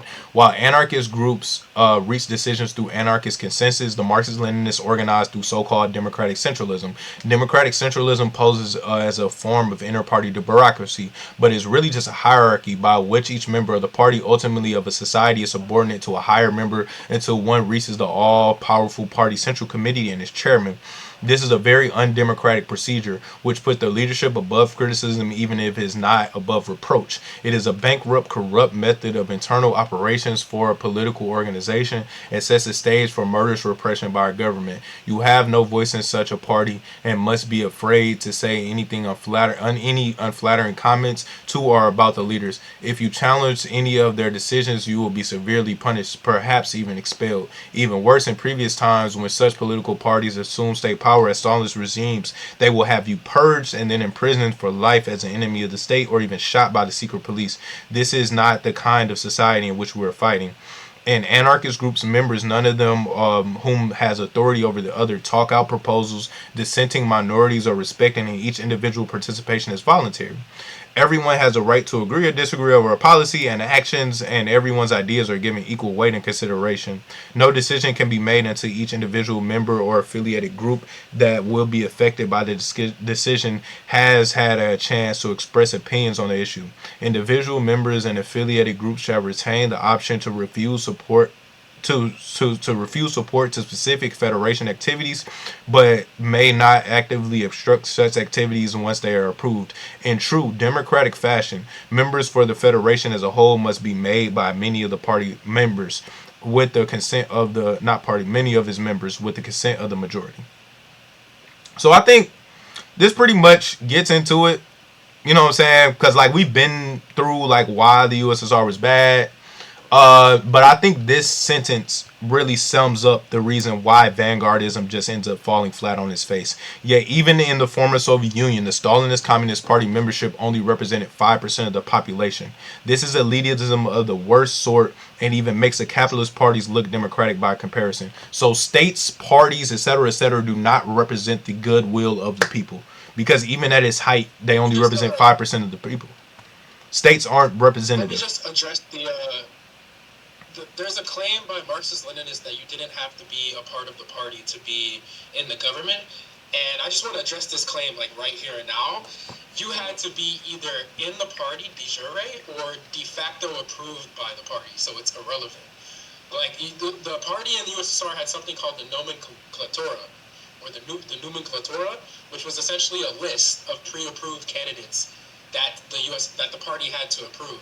So the idea that you didn't need to be a party member is ridiculous because you either had to be a party member or approved. Yo, you cut out. I said the idea that you needed to be that you didn't need to be a party member to run is a little ridiculous because you either needed to explicitly be a party member or you had to be approved by the party. So be like a de facto member. Like the USSR had something called the nomenklatura, which was called the list, where they had pre-approved candidates. So the party would approve the candidates who were running. So like Marxist Leninists, I saw like one MO respond to my video where I discussed this, and they were like, well, you don't have to be a part of the party, just like you don't have to be a part of the Democratic Party. They're not the same system, for one, and for two, in any position of power in the United States, you either have to be approved by the Republicans or Democrats. Third parties don't have power here. The same thing happens in the USSR. You can't run unless you are approved by the party apparatus. The USSR and the Bolsheviks pre-approved candidates that would run for position. So you either had to be good with a party and approved by them to run for a position, or you had to explicitly be in the party. So that's bullshit. They also got rid of factionalism. Like Alexandria Kollontai had her own workers' opposition party that was banned because they didn't want factionalism. They didn't want like splits between, you know, like different groups of thought within the Bolshevik party. So this idea that like, well, you know, you didn't have to be in the party to run, that's not true. You either had to be de jure in the party or you had to de facto be in the party because you were approved by the party. So the root of the power rooted back to the party. The flow of power rooted back to the party apparatus. Doesn't matter if you were in the party or not. Everything that was approved by the party, all the way up to the Politburo. So the idea that like, oh well, you don't have to be in the party. Yes, you do. It's not explicitly in, like you have to be approved by these niggas. You feel me?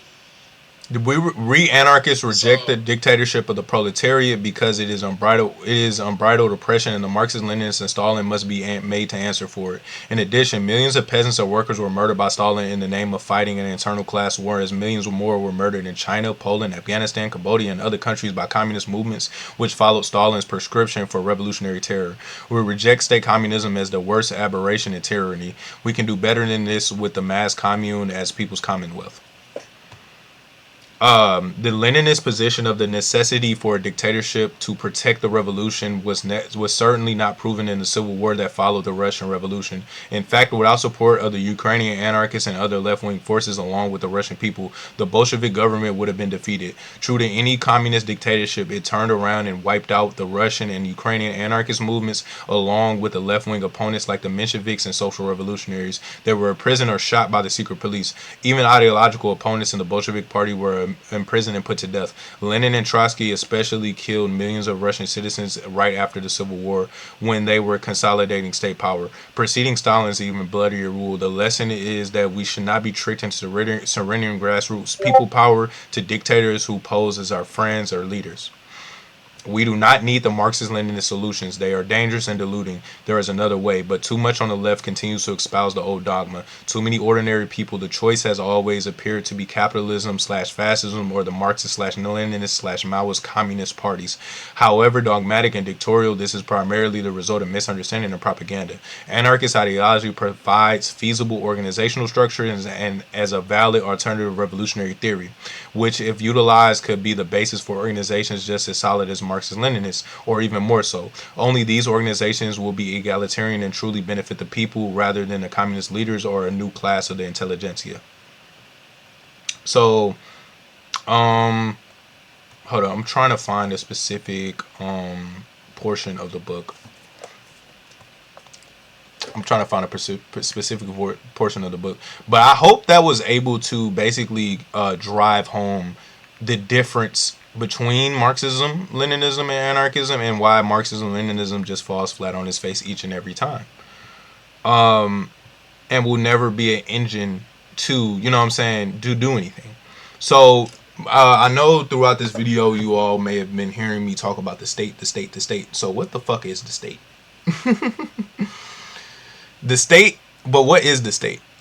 It is a political abstraction, really a social political corporation, a hierarchical institution by which privileged elites strive to dominate the vast majority of the people. The state's mechanisms include a group of institutions containing legislative assemblies, the civil service, bureaucracy, the military and police forces, the judiciary and prison, and the sub-central state apparatus. The government is the administrative vehicle that runs the state. The purpose of this specific set of institutions, which are expressions of authority in capitalist societies and in so-called socialist states. It is the maintenance and extension of domination over the common people by a privileged class. The rich in the capitalist society, the so-called Communist Party and socialist state socialists or communist societies like the former Union of Socialist Soviet Socialist Republics. However, the state is always in an elitist position between the actual socioeconomic rulers and their order givers and the order takers, all the way down to the line to the economic haves and have-nots. The state's top elite is not just the rich and the super rich, but also those people who assume the state's position of authority, high-ranking politicians and judicial officials, presidents, prime ministers, and Supreme Court judges. So the state is not only just comprised of rich niggas, it's comprised of bureaucrats who reinforce and reaffirm the state's hegemony within its given borders. I hope that makes sense. And I actually like that. Like, I think that's my favorite definition of the state that I've read. It's a pretty good one. It's a good one. Because I rock with Malatesta's definition too. You ever heard that one? I think I have, but I don't know if top of my head. Malatesta says that the state is the sum total of all financial, judicial, military institutions, like basically like the sum total of all those institutions together. So, you see, as anarchists, we can come up with our own shit as well. Judicial.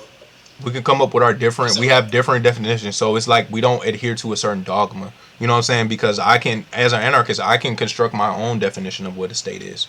Within Leninism, the definition of things like imperialism, you have to go read Imperialism is the highest stage of capitalism, in which I don't believe you need to reach a certain stage of capitalism in order to be imperialist. But a Leninist will call me CIA for that shit. You see, this is why Fed jacketing is harmful. So this is how you organize under anarchism, mutual aid and organizing 101. This is a very contemporary book. I think it came out in the 2020s, or if not the 2020s, like the late 2010s. 2022. Yeah, 2022. So this is very contemporary. This shit came out 4 years ago. Empower communities to meet their own needs and build community control. We must begin to solve our own social problems. Rather than charity from the rich, we are starting grassroots survival programs that the poor people can take over themselves. The main thing is no longer relying on external structures like the government, corporate foundations to solve problems. They controlled us in the past, but no more. A mutual aid program starts with addressing material needs and may grow into collective action and grassroots organizing, building long-term trust, dual power, and direct democracy. So direct democracy is a type of democracy in which power comes from the bottom up, not top down, and it does not use representatives. So under direct democracy, there is no alienation from the vote. So the people directly vote for everything that they see within their society, and people will vote in their fucking best interest. That's how humans work. Communities. We especially need to understand how to build a neighborhood general assembly in opposition to city hall and politicians and the government structure itself. We're opposed to corporate nonprofits, capitalist banks, politicians and government, major businesses, corporations, and inherited wealth. These forces have always benefited from our poverty and misery and are a part of the structure that oppresses us. Organizing is not just an issue, activism, or protesting poverty, but constructing mutual aid and survival programs to feed, house, or serve poor and working people facing life-altering or life-threatening conditions. Issues come and go, but the community is still there. Mutual aid is inherently anti-authoritarian, bringing us together on equal terms to solve the problems of the community, society, and our lives. It puts power in our hands instead of the elite. Let's organize the hood, mutual aid, and how to do it. Neighborhood-based organizing. Do research on urban area or neighborhoods, including low-income suburbs. If it's your neighborhood, all the better. Since you can't organize the whole city, you should choose a name and geographical boundary. So to build anarchism or to build anarchic systems, you don't need large-scale nationalistic, quote-unquote, revolution, in which this is why you see MLs say things like anarchists don't achieve shit or anarchists have never achieved shit. It's because the Marxist Leninist model of success or achievement is based off of statist logics. So the goal of the Marxist Leninists is to seize power of the state. That's not the goal of the anarchist. The goal of the anarchists is to set up systems of cohesion that do not rely on the state, don't rely on the government, and so far as in which we can see the abolition of the state, if that makes sense. Create an outreach. Sorry, I was gonna say, the thing is, like, anarchist revolution is like over time through prefiguration. Mm-hmm. So like we're trying to prefigure structures that can replace the state using, building up dual power, like things that could like eventually replace the state we're not just seizing the state and trying to push the communism button, which inevitably turns into a state capitalism button. You feel me? Like, Yeah. that's not how you get to a revolution. Like, that's just not. It's not work. It hasn't worked. Yeah, It's it does only not work. replicated capitalism over time. Create a create an outreach program electronically and through flyering. Do old school door-to-door organizing. Stay connected with activists in the community. Have meetings and get-togethers. Bring folks together in mutual aid. Organizing groups using technology. Keep checking in with organizers to see how they're holding up and if they need any specific help right now. How are you to get involved? You and your group have to decide what kind of organizing you are willing to commit to, and the best way to find out is to ask people what they need or research the conditions of the community historically. So I think that we can end off on that for that, but we can also go to the Nation on the Map. This is the last text that I'll just be reading from and expanding upon in this video. This has been actually a ride. I'm not gonna lie, this has been fun.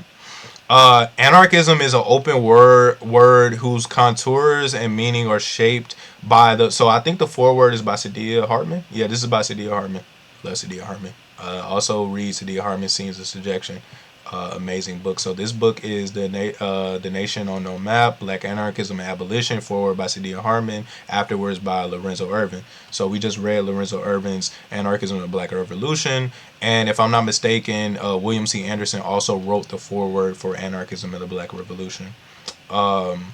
Anarchism is an open word whose contours and meaning are shaped by the long struggle for black liberation, by the centuries-long resistance to racial slavery, settler colonialism, capitalism, state violence, genocide, and anti-blackness.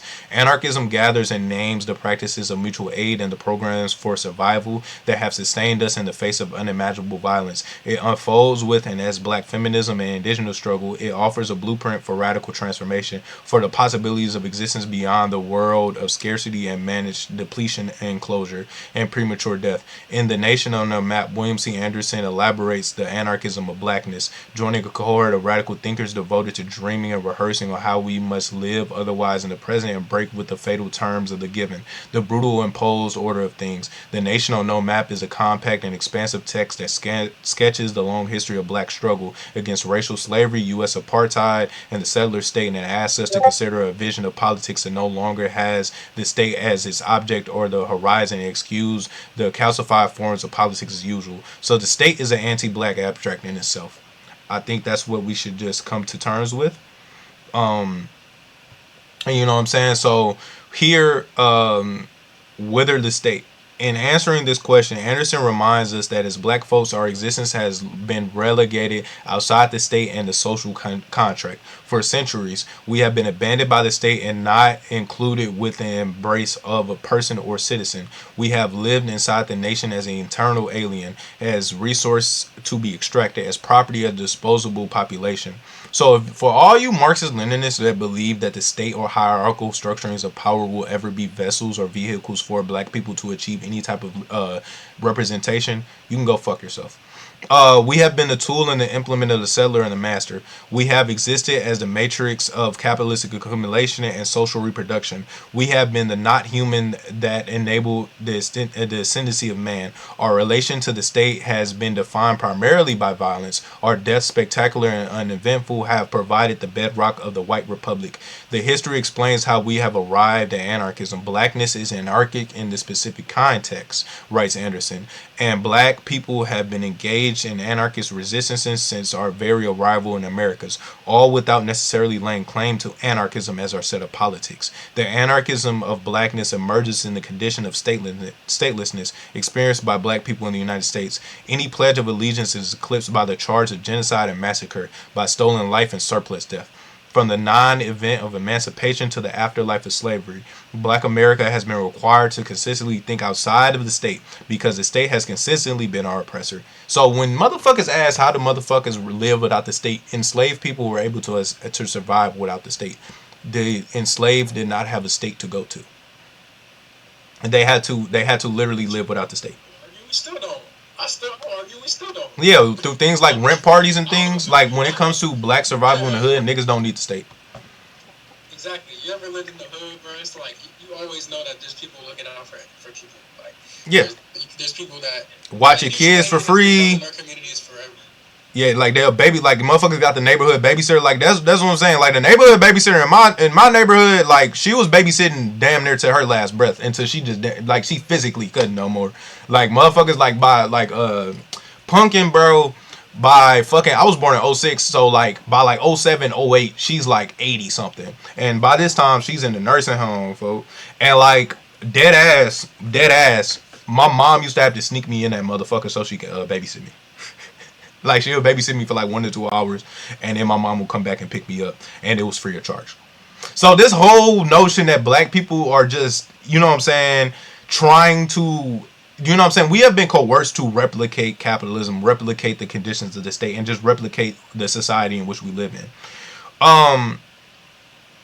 So we see statelessness, as Anderson explains, is more than a lack of citizenship. It renders you non-existent, a shadow. So why not embrace the darkness we're in? The darkness we are and organized through and with it. Our struggles have challenged the authority and legitimacy of the state for as long as we have been in the Americas. With this in mind, Anderson adds that we imagine possibilities for radical transformation and no longer see the state as the arbiter of the possible or the ultimate vehicle of realization of freedom. So I think we can end right there. I think we can end right there. Because yeah, to stop it.